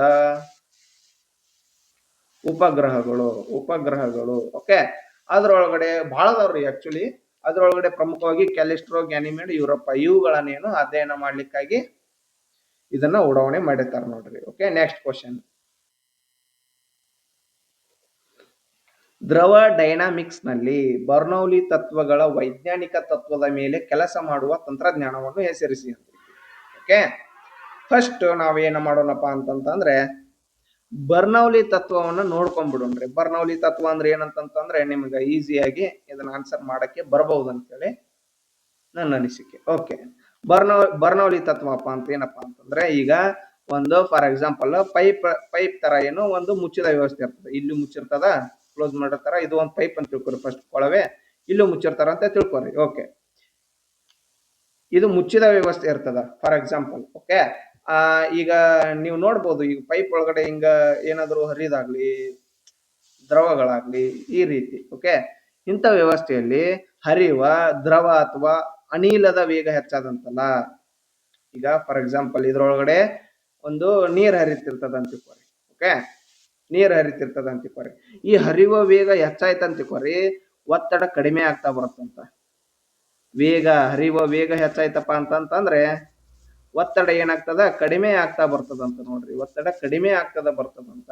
ಓಕೆ, ಮತ್ತ ವಾಪಸ್ ಅದೇ ಒಂದ್ ವೇಳೆ ಒತ್ತಡ ಹೆಚ್ಚಾಯ್ತಪ್ಪ ಅಂತಂದ್ರೆ ವೇಗ ಕಡಿಮೆ ಆಗ್ತದ ಅಂತ ಹೇಳಿ ಬರ್ನೌಲಿ ತತ್ವ ಹೇಳ್ತದ. ಓಕೆ, ಈ ರೀತಿಯಾಗಿ ಬರ್ನೌಲಿ ತತ್ವವನ್ನ ನಾವು ಡಿಫೈನ್ ಮಾಡಬಹುದು. ಓಕೆ, ಇಲ್ಲಿ ಆಪ್ಷನ್ ನೋಡ್ಕೊರಿ. ಇದಕ್ಕೆ ಸರಿಯಾದ ಉತ್ತರ ಯಾವ್ದಾಗತ್ತಪ್ಪ ಅಂತಂದ್ರೆ ಎಲೆಕ್ಟ್ರಿಕ್ ಜನರೇಟರ್, ವಿಮಾನ, ಸೋನಾರ್, ರಾಕೆಟ್ ಪ್ರಚೋದನೆ. ಓಕೆ, ಇದಕ್ಕೆ ಸರಿಯಾದ ಉತ್ತರ ಆಗೋದು ವಿಮಾನ ಆಗ್ತದ ನೋಡ್ರಿ. ಓಕೆ, ಇದು ಯಾವ ರೀತಿಯಾಗಿ ಕೆಲಸ ಮಾಡ್ತದ ಅಂತಂದ್ರೆ, ವಿಮಾನ ಹಾರಾಟ ಮಾಡುವಾಗ ವೇಗ ಜಾಸ್ತಿ ಜಾಸ್ತಿ ಜಾಸ್ತಿ ಜಾಸ್ತಿ ಮಾಡ್ಕೊಂತ ಹೋಗ್ತದ್ರಿ. ವಿಮಾನ ನೆಲದಿಂದ ಹಾರ್ಬೇಕಾಗ, ಈಗ ಟೇಕ್ ಆಫ್ ಆಗ್ಬೇಕಪ್ಪ ಅಂತಂದ್ರೆ ಆ ಟೈಮ್ ಒಳಗಡೆ, ಸಾರಿ ಒಂದ್ ನಿಮಿಷ. ಓಕೆ, ಇವಾಗ ಈಗ ವಿಮಾನ ಏನಾದ್ರು ಮೇಲೆ ಹಾರ್ಬೇಕಪ್ಪ ಅಂತಂದ್ರೆ ಫುಲ್ ಏನೋ ಜಾಸ್ತಿ ವೇಗದಿಂದ ಅದು ಏನೋ ಮೇಲೆ ಹೋಗ್ಬೇಕಾಗ್ತದ. ಓಕೆ, ಆ ಟೈಮ್ ಒಳಗಡೆ ಅದ್ರದ್ದೇನೋ ಫುಲ್ ಸ್ಪೀಡ್ ಕೊಟ್ಟಿರ್ತದ್ರಿ. ಆ ಟೈಮ್ ಒಳಗಡೆ ಏನೋ ಈಸಿಯಾಗಿ ಮ್ಯಾಗ ಹೋಗಕ್ಕೆ ಚಾನ್ಸ್ ಆಗತ್ತ. ಮ್ಯಾಗ ಹೋಗ್ಬೇಕಂತಂದ್ರೆ ವೇಗ ಜಾಸ್ತಿ ಐತಂದ್ರೆ ಒತ್ತಡ ಕಡಿಮೆ ಆಗ್ತದ. ಆ ರೀತಿಯಾಗಿ ಇದು ಬರ್ನೌಲಿ ತತ್ವದ ಮೇಲೆ ವರ್ಕ್ ಮಾಡ್ತದ ಅಂತ ಹೇಳಿ ನಾವು ನೋಡ್ಬಹುದು. ಓಕೆ, ಅದೇ ರೀತಿಯಾಗಿ ಬರ್ನೌಲಿ ತತ್ವಕ್ಕೆ ಇನ್ನೂ ಒಂದ್ ಸ್ವಲ್ಪ ಎಕ್ಸಾಂಪಲ್ಸ್ ಯಾವಪ್ಪ ಅಂತಂದ್ರೆ, ವಿಮಾನ ಹಾರಾಟ ಆಯ್ತಾ, ಅದೇ ನೆಕ್ಸ್ಟ್ ಸ್ಪ್ರೇ ಹೆಂಗಪ್ಪ ಅಂತಂದ್ರೆ, ಈಗ ನಾವೇನ್ ಮಾಡ್ತೀವಿ, ಸ್ಪ್ರೇಕ ಮೇಲೆ ಪ್ರೆಷರ್ ಕೊಡ್ತೀವಿ. ಜೋರಂಗ ಪ್ರೆಷರ್ ಕೊಟ್ವಿ ಅಂತಂದ್ರೆ ಅದರೊಳಗಿರುವಂತಹ ಗಾಳಿ ಏನು ಹೊರಗೆ ಬರ್ತದ. ಓಕೆ, ಇಲ್ಲಿ ಒತ್ತಡ ಜಾಸ್ತಿ ಐತಂದ್ರೆ ವೇಗ ಕಡಿಮೆ ಆಗ್ತದ. ವೇಗ ಕಡಿಮೆಯಾಗಿ ಇದು ಏನೋ ಹೊರಗೆ ಬರ್ತದ ಅಂತ ಹೇಳಿ ನಾವು ನೋಡ್ಕೋಬಹುದು. ಅದೇ ರೀತಿಯಾಗಿ ಕಾರ್ಬೊರೇಟರ್ ಕಾರಿಂದ ಒಳಗಡೆ ಕಾರ್ಬೊರೇಟರ್ ಇರ್ತದಲ್ಲ ಅದು ಅಂತೇಳಿ. ಮತ್ತ ವಾಪಸ್ಸು ಇವು ಬಾಲ್ ರೀ, ನಾವು ಏನು ಕ್ರಿಕೆಟ್ ಆಡ್ತೀವಲ್ಲ ಅವು ಕೂಡ ಅದೇ ರೀತಿಗೆ ಸ್ಪಿನ್ ಮಾಡಿದಾಗ ವರ್ಕ್ ಆಗ್ತದ ಅಂತ ನೋಡ್ರಿ. ಓಕೆ, ದ ನೆಕ್ಸ್ಟ್ 66ನೇ ಪ್ರಶ್ನೆ. ಕ್ಯಾರೆಟ್ ಚಿನ್ನ ಶುದ್ಧಿಯ ಸೂಚ್ಯಂಕಗಾಗಿ SI ಯೂನಿಟ್ ಘಟಕದಲ್ಲಿನ ಮೌಲ್ಯವು ಡ್ಯಾಶ್ ಆಗಿದೆ ಅಂತ ಹೇಳಿ ಇಲ್ಲಿ ಪ್ರಶ್ನೆನ ಕೇಳಿದ್ದಾರೆ. Okay, carat. ಓಕೆ, ಆಪ್ಷನ್ ನೋಡ್ಕೊರಿ. ಇಲ್ಲಿ ಇಷ್ಟ ದಿವ್ಸ ಏನ್ ಕೇಳಿದ್ರಪ್ಪ, ಕ್ಯಾರೆಟ್ ಅಂತಂದ. ಈಗ ಫಾರ್ ಎಕ್ಸಾಂಪಲ್ ಶುದ್ಧ ಚಿನ್ನದ ಕ್ಯಾರೆಟ್ ಏನಂತ ಕೇಳ್ತಿದ್ರು. ಮತ್ತ ವಾಪಸ್ಸು ಆಭರಣ ಚಿನ್ನದ ಕ್ಯಾರೆಟ್ ಏನಂತ ಕೇಳ್ತಿದ್ರು. ಬಟ್ ಇಲ್ಲಿ SI ಯೂನಿಟ್ ಘಟಕದ ಮೌಲ್ಯ ಏನಂತ ಕೇಳ್ಬಿಟ್ಟದ. ಇಲ್ಲಿ ಆಪ್ಷನ್ ನೋಡ್ಕರಿ. 20 milligram, 200 milligram, 2000 milligram, 2 milligram. Okay, ಇದಕ್ಕೆ ಸರಿಯಾದ ಉತ್ತರ ಬಂದ್ಬಿಟ್ಟು 200 ಮಿಲಿಗ್ರಾಮ್ ನೋಡ್ರಿ. 200 ಮಿಲಿಗ್ರಾಮ್. ಓಕೆ, ನೆಕ್ಸ್ಟ್ ಇದನ್ನ 200 ಮಿಲಿಗ್ರಾಮ್ ನಾವು 0.2 ಗ್ರಾಮ್ ಅಂತ ಕೂಡ ನಾವು ಕನ್ಸಿಡರ್ ಮಾಡಬಹುದು. ನೆಕ್ಸ್ಟ್ ಇದನ್ನು ಕೂಡ ಆಪ್ಷನ್ ಕೊಡಬಹುದು. ಓಕೆ, ಫಸ್ಟ್ ಏನಪ್ಪಾ ಅಂತಂದ್ರೆ ಕ್ಯಾರೆಟ್ ಅಂತಂದ್ರೆ ಏನಪ್ಪಾ ಅಂತಂದ್ರೆ ಚಿನ್ನದ ಶುದ್ಧತೆಯನ್ನ ಅಳೆಯುವ ಮಾನರಿ ಇದು ಕ್ಯಾರೆಟ್ ಅಂದ್ರೆ. ಓಕೆ, ಈಗ ನಾವು ಶುದ್ಧ ಚಿನ್ನವನ್ನ ಎಷ್ಟು ಕ್ಯಾರೆಟ್ ಒಳಗಡೆ ನೋಡ್ತೀವಪ್ಪ ಅಂತಂದ್ರೆ 24 ಕ್ಯಾರೆಟ್ ಒಳಗಡೆ ನೋಡ್ತೀವಿ. ಓಕೆ, ಅದೇ ರೀತಿಯಾಗಿ ಆಭರಣ ಚಿನ್ನವನ್ನ ಎಷ್ಟು ಕ್ಯಾರೆಟ್ ಒಳಗಡೆ ಅಂದ್ರೆ 22 ಕ್ಯಾರೆಟ್ ಒಳಗಡೆ ನಾವು ಕಾಣ್ತೀವಿ. ಓಕೆ, ಆಕ್ಚುಲಿ ಏನಪ್ಪಾ ಅಂತಂದ್ರೆ ಚಿನ್ನದ ಶುದ್ಧತೆಯನ್ನ SI ಯೂನಿಟ್ ನಲ್ಲಿ ಅಳೆಯುವಾಗ ಏನ್ ಮಾಡ್ತಾರಂದ್ರೆ ಚಿನ್ನದ ಶುದ್ಧತೆಯನ್ನ SI ಯೂನಿಟ್ ಒಳಗಡೆ, ಇದು ನಾರ್ಮಲ್ ಕ್ಯಾರೆಟ್ ಒಳಗಡೆ ಬೇರೆ ರೀ. ಓಕೆ, SI ಯೂನಿಟ್ ಒಳಗಡೆ ಅಳೆಯುವಾಗ 200 ಮಿಲಿಗ್ರಾಮ್ ಆಗಿ ಅಳತೆ ಮಾಡ್ತಾರ ನೋಡ್ರಿ. ಓಕೆ, ನೆಕ್ಸ್ಟ್ ಮುಂದಿನ ಪ್ರಶ್ನೆಯನ್ನು ನೋಡ್ಕೊರಿ. ಇಲ್ಲೇ ಮೆಂಟಲ್ ಎಬಿಲಿಟಿ ಐತಿ, ಸ್ಕಿಪ್ ಮಾಡಿ ಮುಂದಿನ ಪ್ರಶ್ನೆಗೆ ಹೋಗ್ಬಿಡೋಣ ಬರ್ರಿ. ಆನ್ಸರ್ ಇದಕ್ಕೆ ಸರಿಯಾದ ಉತ್ತರ 1.85 ಮೀಟರ್ ಪರ್ ಸೆಕೆಂಡ್ ಸ್ಕ್ವೇರ್ ಐತಿ. ಓಕೆ, ದೆನ್ ನೆಕ್ಸ್ಟ್, ಕೆಳಗಿನವುಗಳಲ್ಲಿ ಯಾವುದು ಒಂದು ಆಯಾಮವಾಗಿದೆ ಅಂತ ಹೇಳಿ ಇಲ್ಲಿ ಪ್ರಶ್ನೆನ ಕೇಳಿದ್ದಾರೆ. ಓಕೆ, ಯಾವುದು ಒಂದು ಆಯಾಮವಾಗಿದೆ ಅಂತಂತಂದ್ರೆ ಚಲನೆ ಒಳಗಡೆ 3 ಆಯಾಮಗಳ ಬರ್ತಾವ್ರಿ. ಓಕೆ, ಒಂದು ಆಯಾಮದ ಚಲನೆ ಅಂತ ಬರ್ತದ, 2 ಆಯಾಮದ ಚಲನೆ ಅಂತ ಬರ್ತದ, 3 ಆಯಾಮದ ಚಲನೆ ಅಂತ ಬರ್ತದ. ಓಕೆ, ಫಸ್ಟ್ ಒಂದು ಆಯಾಮದ ಚಲನೆ ಏನಪ್ಪಾ ಅಂತಂತಂದ್ರೆ ತನ್ನ ಸ್ಥಾನವನ್ನು ಕೇವಲ ಒಂದು ದಿಕ್ಕಿನಲ್ಲಿ ಚಲಿಸುವುದು. ಓಕೆ, ಫಾರ್ ಎಕ್ಸಾಂಪಲ್ ಇವಾಗ ಒಂದು ಕಾರ್ ಗಡಿ ಹೊಂಟದ ಅಂದ್ರೆ ಅದು ಒಂದ ಕಾರ್ ಗಡಿ ಹಿಂಗು ಒಮ್ಮಲ್ಗೆ ಹೋಗಕ್ ಬರಂಗಿಲ್ರಿ. ಓಕೆ, ಒಂದ್ ಕಾರ್ ಗಡಿ ಒಂದ್ ಸೈಡ್ ಹೋಗ್ಬೇಕು ಕರೆಕ್ಟ್ ಆಗಿ, ಹಿಂಗು ಹೋಯ್ತಪ್ಪ. ಓಕೆ, ಈ ಸೈಡ್ ಹೋಗ್ತದ ಅಂತ ಹೇಳಿ ಇದು ಒಂದು ಆಯಾಮದ ಚಲನೆ ಅಂತ ಹೇಳ್ತಾರೆ. ನೆಕ್ಸ್ಟ್ ಎರಡು ಆಯಾಮದ ಚಲನೆ ಅಂತ ಬರ್ತದ. 2 ಆಯಾಮದ ಚಲನೆಯಪ್ಪ ಅಂತಂತಂದ್ರೆ ಈಗ ಫಾರ್ ಎಕ್ಸಾಂಪಲ್ ಈಗ ಇಲ್ಲೊಂದು ವಸ್ತು ಐತಿ. ಪರ್ಫೆಕ್ಟ್ ಎಕ್ಸಾಂಪಲ್ ಅಂತಂತಂದ್ರೆ ಈಗ ಸೂರ್ಯನ ಸುತ್ತ ಭೂಮಿ ತಿರುಗುವುದು, ಅಥವಾ ಭೂಮಿ ಅದು ಗ್ರಹಣ ಅಲ್ರಿ ಭೂಮಿ. ಓಕೆ, ಇದು ಒಂದು ಸೂರ್ಯನ ಸುತ್ತ ಭೂಮಿ ತಿರುಗುವುದು. ಓಕೆ, ಸೂರ್ಯ ಹಿಂಗ್ ತಿರುಗುವಾಗ ಭೂಮಿನ ಹಿಂಗ್ ತಿರುಕೊಂತ ಹಿಂಗ್ ಹೋಗ್ತಿರ್ತದಲ್ಲ, ಇದನ್ನ ನಾವು 2 ಆಯಾಮದ ಚಲನೆ ಅಂತೀವಿ. ಇದು ರೊಟೇಟ್ ಆಗ್ತಿರ್ತದ, ಇದು ರೊಟೇಟ್ ಆಗ್ತಿರ್ತದ. ಓಕೆ, ದೆನ್ ನೆಕ್ಸ್ಟ್ 3 ಆಯಾಮದ ಚಲನೆ ಅಂತ ಬರ್ತದ. 3 ಆಯಾಮದ ಚಲನೆ ಅಂತಂತಂದ್ರೆ ಎಟ್ ಅ ಟೈಮ್ 3 ಕಡೆಯಾಗಿ ಆಯಾಮ ನಡೀತಿರ್ತದ ಇಲ್ಲಿ. ಓಕೆ, ಮೂರ್ ಕಡೆ ಚಲನೆ ನಡೀತಿರ್ತದ ಅಂತ ನೋಡ್ರಿ. ಓಕೆ, ವಿಮಾನ ಹಾರಾಟ ಅಂತ ಎಕ್ಸಾಂಪಲ್ ತಗೊಂತಾರೆ. ಆಕ್ಚುಲಿ 3 ಆಯಾಮದ ಚಲನೆಗೆ ಅದು ಯಾವ ರೀತಿಯಪ್ಪ ಅಂತಂತಂದ್ರೆ ಆಯಾಮವನ್ನ ಇಲ್ಲಿ ಯಾವ ರೀತಿಯಾಗಿ ಹೇಳಿತಾರಂದ್ರೆ ವಿಮಾನ ಎಷ್ಟು ಎತ್ತರದಲ್ಲಿದೆ, ಎಷ್ಟು ವೇಗದಲ್ಲಿದೆ, ಯಾವ ಕಡೆ ಇದೆ ಅಂತ ಹೇಳಿ ಅದನ್ನು ಕೂಡ ಕನ್ಸಿಡರ್ ಮಾಡಿ ಈ ಆಯಾಮಗಳನ್ನ ನೋಡಬಹುದು ಅಂತ ನಾವಿಲ್ಲಿ. ಓಕೆ, ಈಗ ಇಲ್ಲಿ ಒಂದು ಆಯಾಮದ ಚಲನೆ ಯಾವುದಾಗಿದೆ ಅಂತ ಹೇಳಿ ಕೇಳಿದಾರ. ಓಕೆ, ಇದಕ್ಕೆ ಸರಿಯಾದ ಉತ್ತರ ನೀವು ಈಸಿಯಾಗಿ ಹೇಳ್ಬಹುದು, ರೈಲು ನೇರ ಮಾರ್ಗದಲ್ಲಿ ತಿರುಗುವಿಕೆ ಐತಲ್ಲ, ಇದು ಒಂದು ಆಯಾಮದ ಚಲನೆ ನೋಡ್ರಿ. ದೆನ್ ನೆಕ್ಸ್ಟ್ 2 ಆಯಾಮದ ಚಲನೆ ಅಂದ್ರೆ ಭೂಮಿಯ ಸೂರ್ಯನ ಸುತ್ತ ತಿರುಗುವಿಕೆ 2 ಆಯಾಮದ್ದು. ಚಲಿಸುವ ರೈಲುಗಳ ಚಕ್ರಗಳ ವೇಗ ಇದು ಬರಲ್ಲ. ಓಕೆ, ವಿಮಾನದ ಇಳುವಿಕೆ ಇದು 3 ಆಯಾಮದ ಚಲನೆ ನೋಡ್ರಿ. ಓಕೆ, ನೆಕ್ಸ್ಟ್ ಮುಂದಿನ ಪ್ರಶ್ನೆಯನ್ನು ನೋಡ್ಕೊರಿ. ಇಲ್ಲಿ 2 ವಿದ್ಯುತ್ ವಾಹಕ ಈಟಿಗಳನ್ನು ಪ್ರತ್ಯೇಕವಾಗಿ ಚಾರ್ಜ್ ಮಾಡಿ ಮತ್ತು ನಂತರ ಸಂಪರ್ಕದಲ್ಲಿ ಒಟ್ಟಿಗೆ ಸೇರಿಸಿದರೆ. ಓಕೆ, 2 ವಿದ್ಯುತ್ ವಾಹಕಗಳು ಇರ್ತಾವ. ಓಕೆ, ಅದ್ರಾಗ ಒಂದಿಷ್ಟು ಚಾರ್ಜ್ ಇರ್ತದೆ, ಇದ್ರಾಗ ಒಂದಿಷ್ಟು ಚಾರ್ಜ್ ಇರ್ತದ. ಅವನ್ನೆರಡು ಒಂದೇ ಕಡೆ ಸೇರಿಸಿದ್ರೆ ಏನಾಗತ್ತಪ್ಪ ಅಂತ ಕೇಳಿದಾರೆ ಇಲ್ಲಿ. ಓಕೆ, 2 ಈಟಿಗಳು ಒಟ್ಟು ವಿದ್ಯುತ್ ಅಂಶ ಚಾರ್ಜ್ ಅನ್ನು ಸಂರಕ್ಷಿಸಲಾಗುತ್ತದೆ ಅಂತೈತಿ. ಒಟ್ಟು ಶಕ್ತಿ ಹಾಗೂ ಒಟ್ಟು ವಿದ್ಯುತ್ ಅಂಶ ಎರಡನ್ನು ಸಂರಕ್ಷಿಸಲಾಗುತ್ತದೆ ಅಂತೈತಿ. ಅಂತಿಮ ವಿಭವವು ಯಾವಾಗಲೂ 2 ಈಟಿಗಳ ಮೂಲ ಸಾಮರ್ಥ್ಯದ ಸರಾಸರಿ ಅಂತೈತಿ. 2 ಈಟಿಗಳು ಒಟ್ಟು ಶಕ್ತಿಯನ್ನು ಸಂರಕ್ಷಿಸಲಾಗುತ್ತದೆ ಅಂತೈತಿ. ಓಕೆ, ಇದಕ್ಕೆ ಸರಿಯಾದ ಉತ್ತರ ಬಂದ್ಬಿಟ್ಟು 2 ಈಟಿಗಳ ಒಟ್ಟು ಶಕ್ತಿಯನ್ನು ಸಂರಕ್ಷಿಸಲಾಗುತ್ತದೆ ಅಂತೈತಿ ನೋಡ್ರಿ. ಸಾರಿ, ಶಕ್ತಿಗಳಲ್ಲ, ವಿದ್ಯುತ್ ಅಂಶಗಳನ್ನ. 2 ಈಟಿಗಳ ಒಟ್ಟು ವಿದ್ಯುತ್ ಅಂಶವನ್ನು ಸಂರಕ್ಷಿಸಲಾಗುತ್ತದೆ ಅಂತೈತಿ. ಓಕೆ, ವಿದ್ಯುತ್ ಅಂಶ ಏನು ಚಾರ್ಜ್ ಏನಿರ್ತದಲ್ಲ, ಎರಡರದ್ದು ಏನೈತಿಲ್ಲಪ್ಪ, ಎರಡರದ್ದು ಚಾರ್ಜ್ ಇರ್ತದ ಅಂತ. ಓಕೆ, ಇದ್ರಾಗಿದ್ದ ಚಾರ್ಜ್ ಅದಕ್ಕೆ ಹೋಗ್ಬೋದು. 2 ಫಾರ್ ಎಕ್ಸಾಂಪಲ್ ಈಗ 2 ಈಟಿಗಳಂತಂದ್ರೆ ನಾವು ಬಾಕ್ಸ್ ಅಂತ ತಗೋಣ. ಈ 2 ಬಾಕ್ಸ್ಗಳನ್ನ ಒಟ್ಟಿಗೆ ಸೇರಿಸಿರ್ತಾರ. ಒಟ್ಟಿಗೆ ಸೇರಿಸಿದಾಗ ಏನಾಗತ್ತಪ್ಪ ಅಂತಂದ್ರೆ ಇದು ಚಾರ್ಜ್ ಇದ್ರಾಗ ಹೋಗ್ಬೋದು, ಇದ್ರಾಗ ಚಾರ್ಜ್ ಇದ್ರಾಗ ಹೋಗ್ಬೋದು ಅಂತ. ಆ ಟೈಮ್ ಒಳಗಡೆ ಇದು ಚಾರ್ಜಸ್ ಎಕ್ಸ್ಚೇಂಜ್ ಆಗ್ತಿರ್ತಾವಲ್ಲ, ಆ ಟೈಮ್ ಒಳಗಡೆ ಇಲ್ಲಿರುವಂತ ಶಕ್ತಿ ಏನಪ್ಪಾ ಅಂತಂದ್ರೆ ಉಷ್ಣ ಅಥವಾ ವಿಕಿರಣ ರೂಪದಲ್ಲಿ ಈ ಶಕ್ತಿ ಏನಪ್ಪಾ ಶಕ್ತಿ ಹೋಗ್ಬಹುದು ಹೊರಗನ್ನೋದಕ್ಕಾಗಿ ನಾವು ಶಕ್ತಿ ಹಾಗೂ ವಿದ್ಯುತ್ ಅಂಶ ಎರಡು ಸಂರಕ್ಷಿಸಲಾಗುತ್ತದೆ. ಇದು ಸರಿ ಆಗಂಗಿಲ್ಲ. ಓಕೆ, ಇಲ್ಲಿ ಓನ್ಲಿ ಚಾರ್ಜಸ್ ಅಷ್ಟ ಎಕ್ಸ್ಚೇಂಜ್ ಆಕ್ಕವು, ಬಟ್ ಚಾರ್ಜಸ್ ಏನು ಡಿಫರ್ ಆಗುದಿಲ್ಲ. ಒಂದು ಇಲ್ಲರ ಹೋಗಿರ್ತದ, ಒಂದು ಇಲ್ಲರ ಹೋಗಿರ್ತದ. ಓಕೆ, 2 ಚಾರ್ಜಸ್ ಇದ್ದೇ ಇರ್ತದ, ಬಟ್ ಏನು ಶಕ್ತಿ ಅಷ್ಟ ನಷ್ಟ ಆಗ್ತದ. ಆದ್ದರಿಂದ ಸರಿಯಾದ ಉತ್ತರ ಏನ್ ನೋಡ್ರಿ ಇದಕ್ಕ. ಓಕೆ, ನೆಕ್ಸ್ಟ್ ಮುಂದಿನ ಪ್ರಶ್ನೆ,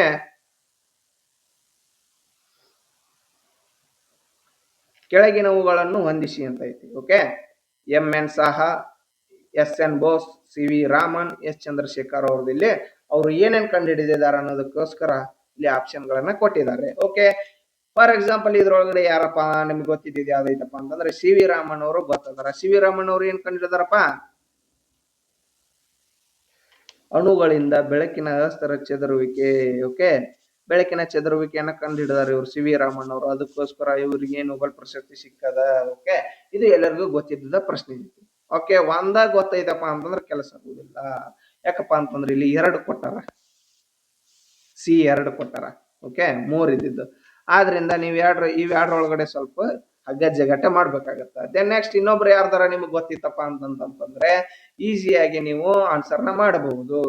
ಅದೇ ರೀತಿಯಾಗಿ ಎಸ್ ಚಂದ್ರಶೇಖರ್ ಅವರು ಏನ್ ಕಂಡುಹಿಡಿದಾರ? ಯಾರಿಗಾರ ಗೊತ್ತೈತಿನ? ನಮ್ಗೆ ಗೊತ್ತು. ಈಗ ಗೊತ್ತೈತಪ್ಪ ಅಂತಂದ್ರೆ ನೀವು ಈಸಿಯಾಗಿ ಆನ್ಸರ್ ಮಾಡಿಬಿಡ್ಬಹುದು ಅದನ್ನ. ಓಕೆ, ಎಂ ಎನ್ ಸಾಹಾ ಅವರು, ಎಸ್ ಎನ್ ಬೋಸ್ ಅವರು. ಓಕೆ, ಗೊತ್ತಿರಲಿಲ್ಲ ಅಂದ್ರೆ ಹೇಳ್ತೀನಿ ಕೇಳಿರ್ಲಿ. ಎಂ ಎನ್ ಸಾಹಾ ಅವರು ಏನ್ ಕಂಡುಹಿಡಿದಾರಪ್ಪ ಅಂತಂದ್ರೆ ಉಷ್ಣ ಪ್ರತ್ಯೇಕತೆಯನ್ನ ಕಂಡುಹಿಡಿದಾರ ನೋಡ್ರಿ. ಓಕೆ, A2 ಐತೆ ಇಲ್ಲಿ, A2 ಐತೆ. ಇದಕ್ಕ ಆನ್ಸರ್ ಸಿ ನೋಡ್ರಿ. ಸರಿಯಾದ ಉತ್ತರ ಸಿ ಆಗ್ತದ. ಇಲ್ಲಿ ನೀವು ಈಸಿಯಾಗಿ ನೋಡ್ಕೋಬಹುದು. ಎಂ ಎನ್ ಸಾಹಾ ಅವರು ಏನ್ ಕಂಡುಹಿಡಿದಾರ? ಉಷ್ಣ ಪ್ರತ್ಯೇಕತೆಯನ್ನ ಕಂಡುಹಿಡಿದಾರ ಎಂ ಎನ್ ಸಾಹಾ ಅವರು. ಅದೇ ರೀತಿಯಾಗಿ ಎಸ್ ಎನ್ ಬೋಸ್ ಅವರು ಏನ್ ಕಂಡುಹಿಡಿದಾರಪ್ಪ ಅಂತಂದ್ರೆ ಕ್ವಾಂಟಮ್ ಅಂಕಿಅಂಶಗಳನ್ನ ಕಂಡುಹಿಡಿದಾರ ನೋಡ್ರಿ. ಕ್ವಾಂಟಮ್ ಅಂಕಿಅಂಶಗಳನ್ನ ಯಾರು ಕಂಡುಹಿಡಿದಾರ?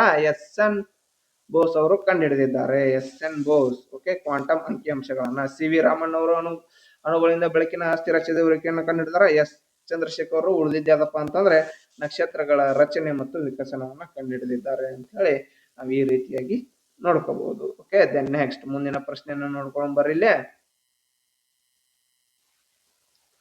ದೇಹದ ತೂಕ ಡ್ಯಾಶ್ ನಲ್ಲಿ ಗರಿಷ್ಠವಾಗಿರುತ್ತದೆ ಅಂತೇಳಿ ಇಲ್ಲಿ ಪ್ರಶ್ನೆ ಐತಿ. ಓಕೆ, ದೇಹದ ತೂಕ ಆಪ್ಷನ್ ನೋಡ್ಕೊರಿ. ಫಸ್ಟ್ ಭೂಮಿಯ ಧ್ರುವಗಳು, ಭೂಮಿಯ ಸಮಭಾಜಕ, ಭೂಮಿಯ ಕೇಂದ್ರ, ಚಂದ್ರ. ಓಕೆ, ಆಕ್ಚುಲಿ ನಮ್ಮ ದೇಹದ ತೂಕವು ಎಲ್ಲಿ ಗರಿಷ್ಠವಾಗಿರ್ತದ ಅಂದ್ರೆ ಭೂಮಿಯ ಧ್ರುವಗಳಲ್ಲಿ ಗರಿಷ್ಠವಾಗಿರ್ತದ ಅಂತ ನೋಡ್ರಿ. ಓಕೆ, ಯಾಕಪ್ಪ ಅಂತಂತಂದ್ರೆ ಭೂಮಿಯ ಸಮಭಾಜಕ ವೃತ್ತದಿಂದ ಧ್ರುವದ ಕಡೆಗೆ ಒಬ್ಬ ವ್ಯಕ್ತಿ ಸಾಗಿದರೆ ಆತನ ದೇಹದ ತೂಕ ಏನಾಗ್ತದ? ಹೆಚ್ಚಾಗ್ತಾ ಹೋಗ್ತದ. ಬಟ್ ಏನು ದ್ರವ್ಯರಾಶಿ ಒಳಗಡೆ ಏನು ಬದಲಾವಣೆ ಆಗಲ್ಲ. ಓಕೆ, ಯಾಕಪ್ಪ ಅಂತಂತಂದ್ರೆ ಭೂಮಿಯ ಕೇಂದ್ರ ಬಿಂದು ಏನೈತಲ್ಲ ಧ್ರುವದಲ್ಲಿ ದೂರ ಕಡಿಮೆ ಇರ್ತದಂತ. ಆದ್ರಿಂದ ಅಲ್ಲಿ ತೂಕ ಗರಿಷ್ಠ ಆಗ್ತದ. ಅದ ನೋಡ್ರಿ ಇದಕ್ಕ ರೀಸನ್. ಅದೇ ರೀತಿಯಾಗಿ ನಮ್ಮ ಚಂದ್ರನ ಒಳಗಡೆ ನಮ್ಮ ಭೂಮಿಯ ತೂಕ ಏನಾಗಿರ್ತದ ಅಂತ ಹೇಳಿ ಆಲ್ರೆಡಿ ಪ್ರಶ್ನೆಯನ್ನ ಕೇಳಿದಾರ. ಓಕೆ, ನಮ್ಮ ಚಂದ್ರನಲ್ಲಿ ಏನಪ್ಪಾ ಅಂತಂತಂದ್ರೆ ಭೂಮಿ, ಈಗ ಫಾರ್ ಎಕ್ಸಾಂಪಲ್ ನಮ್ಮ ಭೂಮಿ ಮೇಲೆ ಏನ್ ತೂಕ ಇರ್ತದಲ್ಲ ಚಂದ್ರನೊಳಗಡೆ ಅದೇ ತೂಕ ಇರ್ತದನ? ಇರಂಗಿಲ್ಲ. ಆಕ್ಚುಲಿ ನಮ್ಮ ಭೂಮಿಕ್ಕಿಂತ ಏನಪ್ಪಾ ಅಂತಂದ್ರೆ ಚಂದ್ರನ ತೂಕ, ಇದು ಚಂದ್ರನ ಗುರುತ್ವ ಹೆಂಗೈತಪ್ಪ ಅಂತಂದ್ರೆ 1/6 ರಷ್ಟು ಐತಂತ. ಓಕೆ, 1/6 ರಷ್ಟು. ಓಕೆ, ಫಾರ್ ಎಕ್ಸಾಂಪಲ್ ನೀವೀಗ ಚಂದ್ರನ ಮೇಲೆ ಹೋದ್ರಪ್ಪ ಅಂತಂತಂದ್ರೆ ಭೂಮಿ ಮೇಲೆ ಇರುವಂತ ತೂಕಕ್ಕಿಂತ 1/6 ರಷ್ಟು ಏನಾಗುತ್ತಾ ನಿಮ್ಮ ತೂಕ ಕಡಿಮೆ ಆಗ್ತದೆ ನೋಡ್ರಿ. ಓಕೆ, ನೆಕ್ಸ್ಟ್ ಮುಂದಿನ ಪ್ರಶ್ನೆಯನ್ನು ನೋಡ್ಕೋರಿ ಇಲ್ಲೇ. 5 ಗ್ರಾಂ ಪರ್, ಓಕೆ ಸಾರಿ ಒಂದು ನಿಮಿಷ, 5 ಗ್ರಾಂ ಪರ್ ಸೆಂಟಿಮೀಟರ್ ಕ್ಯೂಬ್ ಸಾಂದ್ರತೆ ಮತ್ತು 5 centimetre into 5 centimetre into 5 centimetre ಆಯಾಮಗಳನ್ನು ಹೊಂದಿರುವ ಮೆಟಾಲಿಕ್ ಬ್ಲಾಕ್ ಅನ್ನು ನೀರಿನಲ್ಲಿ ತೂಗಿದರೆ ಅದರ ಸ್ಪಷ್ಟವಾದ ತೂಕ ಡ್ಯಾಶ್ ಗ್ರಾಮ್ ಇರುತ್ತದೆ ಅಂತ ಐತಿ. ಓಕೆ, ಕೆಮಿಸ್ಟ್ರಿ ಪ್ರಾಬ್ಲಮ್ಸ್ಗಳು ನಾವು ಇಲ್ಲಿ ಬಹಳ ನೋಡ್ತಾ ಇದ್ದೀವಿ. ಓಕೆ, ಕೆಇಎ ಪ್ರಶ್ನೆ ಪತ್ರಿಕೆಗಳಲ್ಲಿ. ಓಕೆ, ನೀವು ಆದ್ರಿಂದ ಕೆಮಿಸ್ಟ್ರಿ ಪ್ರಾಬ್ಲಮ್ಸ್ಗಳನ್ನ ನೀವು ಸಾಲ್ವ್ ಮಾಡೋಕ್ಕೆ ಟ್ರೈ ಮಾಡ್ರಿ ಅಂತ ಹೇಳ್ತಾ ಇದಕ್ಕೆ ಸರಿಯಾದ ಉತ್ತರವನ್ನು ನಾವಿಲ್ಲಿ ಏನಪ್ಪಾ ಅಂತಂದ್ರೆ 4 × 5 × 5 × 5 ಗ್ರಾಮ್ ನೋಡ್ರಿ ಇದಕ್ಕೆ ಸರಿಯಾದ ಉತ್ತರ. ಓಕೆ, ಕೆಮಿಸ್ಟ್ರಿ ಪ್ರಾಬ್ಲಮ್ಸ್ ಅನ್ನ ಬಿಡಿಸೋಕೆ ಪ್ರಯತ್ನ ಪಡ್ರಿ. ಓಕೆ, ನೆಕ್ಸ್ಟ್ ಮುಂದಿನ ಪ್ರಶ್ನೆಯನ್ನು ನೋಡೋಣ. ಅದನ್ನ ಸ್ಕಿಪ್ ಮಾಡಿ. ಪಟ್ಟಿ 1ರಲ್ಲಿ ನದಿಗಳ ಹೆಸರುಗಳಿವೆ ಮತ್ತು ಪಟ್ಟಿ 2ರಲ್ಲಿ ಉಪನದಿಗಳ ಹೆಸರುಗಳಿವೆ. ಸರಿಯಾದದನ್ನು ಸಂಕೇತಗಳಿಂದ ಆಯ್ಕೆ ಮಾಡಿರಿ ಅಂತ. ಓಕೆ, ಆಪ್ಷನ್ ನೋಡ್ಕೊಂಡು ಬರ್ರಿ. ಯಮುನಾ ನದಿಯ ಉಪನದಿ ಯಾವುದು? ಓಕೆ, ಯಮುನಾ ನದಿಯ ಉಪನದಿ ಯಾವುದಪ್ಪ ಅಂತಂತಂದ್ರೆ ಇದ್ರೊಳಗಡೆ ಯಾವ್ದವ್ರಿ ಯಮುನಾ ನದಿ ಉಪನದಿಗಳು? ಫಾರ್ ಎಕ್ಸಾಂಪಲ್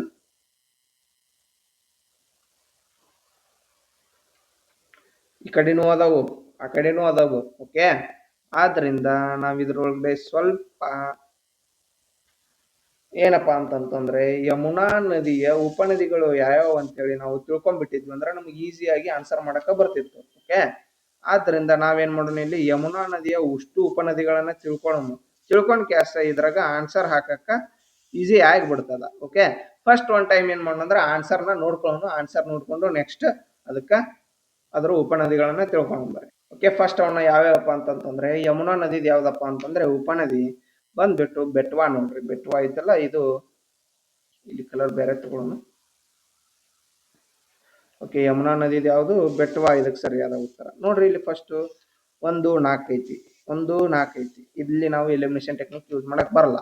ನೆಕ್ಸ್ಟ್ ಗಾಗ್ರಾ ನದಿಯ ಉಪನದಿ ಯಾವ್ದಪ್ಪ ಅಂತಂತಂದ್ರೆ ಗಾಗ್ರಾ ನದಿ, ಇದು ಕಾಳಿ ನದಿ. ನೋಡ್ರಿ, ಉಪನದಿ 5 ಐತಲ್ಲ, ಇದು ಇಲ್ಲಿ ಎರಡನೇದು ಇದು ಕ್ಲಿಕ್ ಆಯ್ತು. ಓಕೆ, ಇದಕ್ಕೆ ಇದು ಸರಿಯಾದ ಉತ್ತರ. ನೋಡ್ರಿ, 4 5 2 1 3, 4 5 2 1 3, ಇದು ಏನೈತಲ್ಲ ಇದು ಸರಿಯಾದ ಉತ್ತರ. ದೆನ್ ನೆಕ್ಸ್ಟ್ ಗಂಡಕ್ ನದಿಗೆ ಕಾಳಿ ಗಂಡಕ್ ನದಿ ಉಪನದಿ ಅಂತ.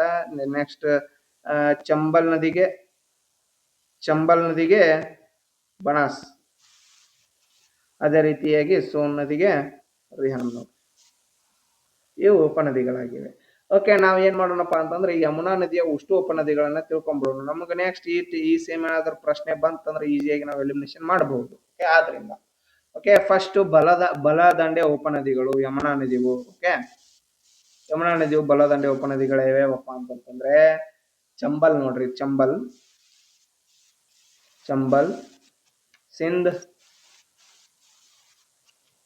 ದೆನ್ ನೆಕ್ಸ್ಟ್ ಬೆಟ್ವಾ, ಕೇನ್, ಗಿರಿ, ಬಗೈನ್ ಅಂತೇಳಿ ಇವೆಲ್ಲ ಏನಿದು ಬಲದಂಡೆ ಉಪನದಿಗಳು. ಓಕೆ, ನೆಕ್ಸ್ಟ್ ಅದೇ ರೀತಿಯಾಗಿ ಎಡದಂಡೆ ಉಪನದಿಗಳು ಯಾವ ಬರ್ತಾವಪ್ಪ ಅಂತಂದ್ರೆ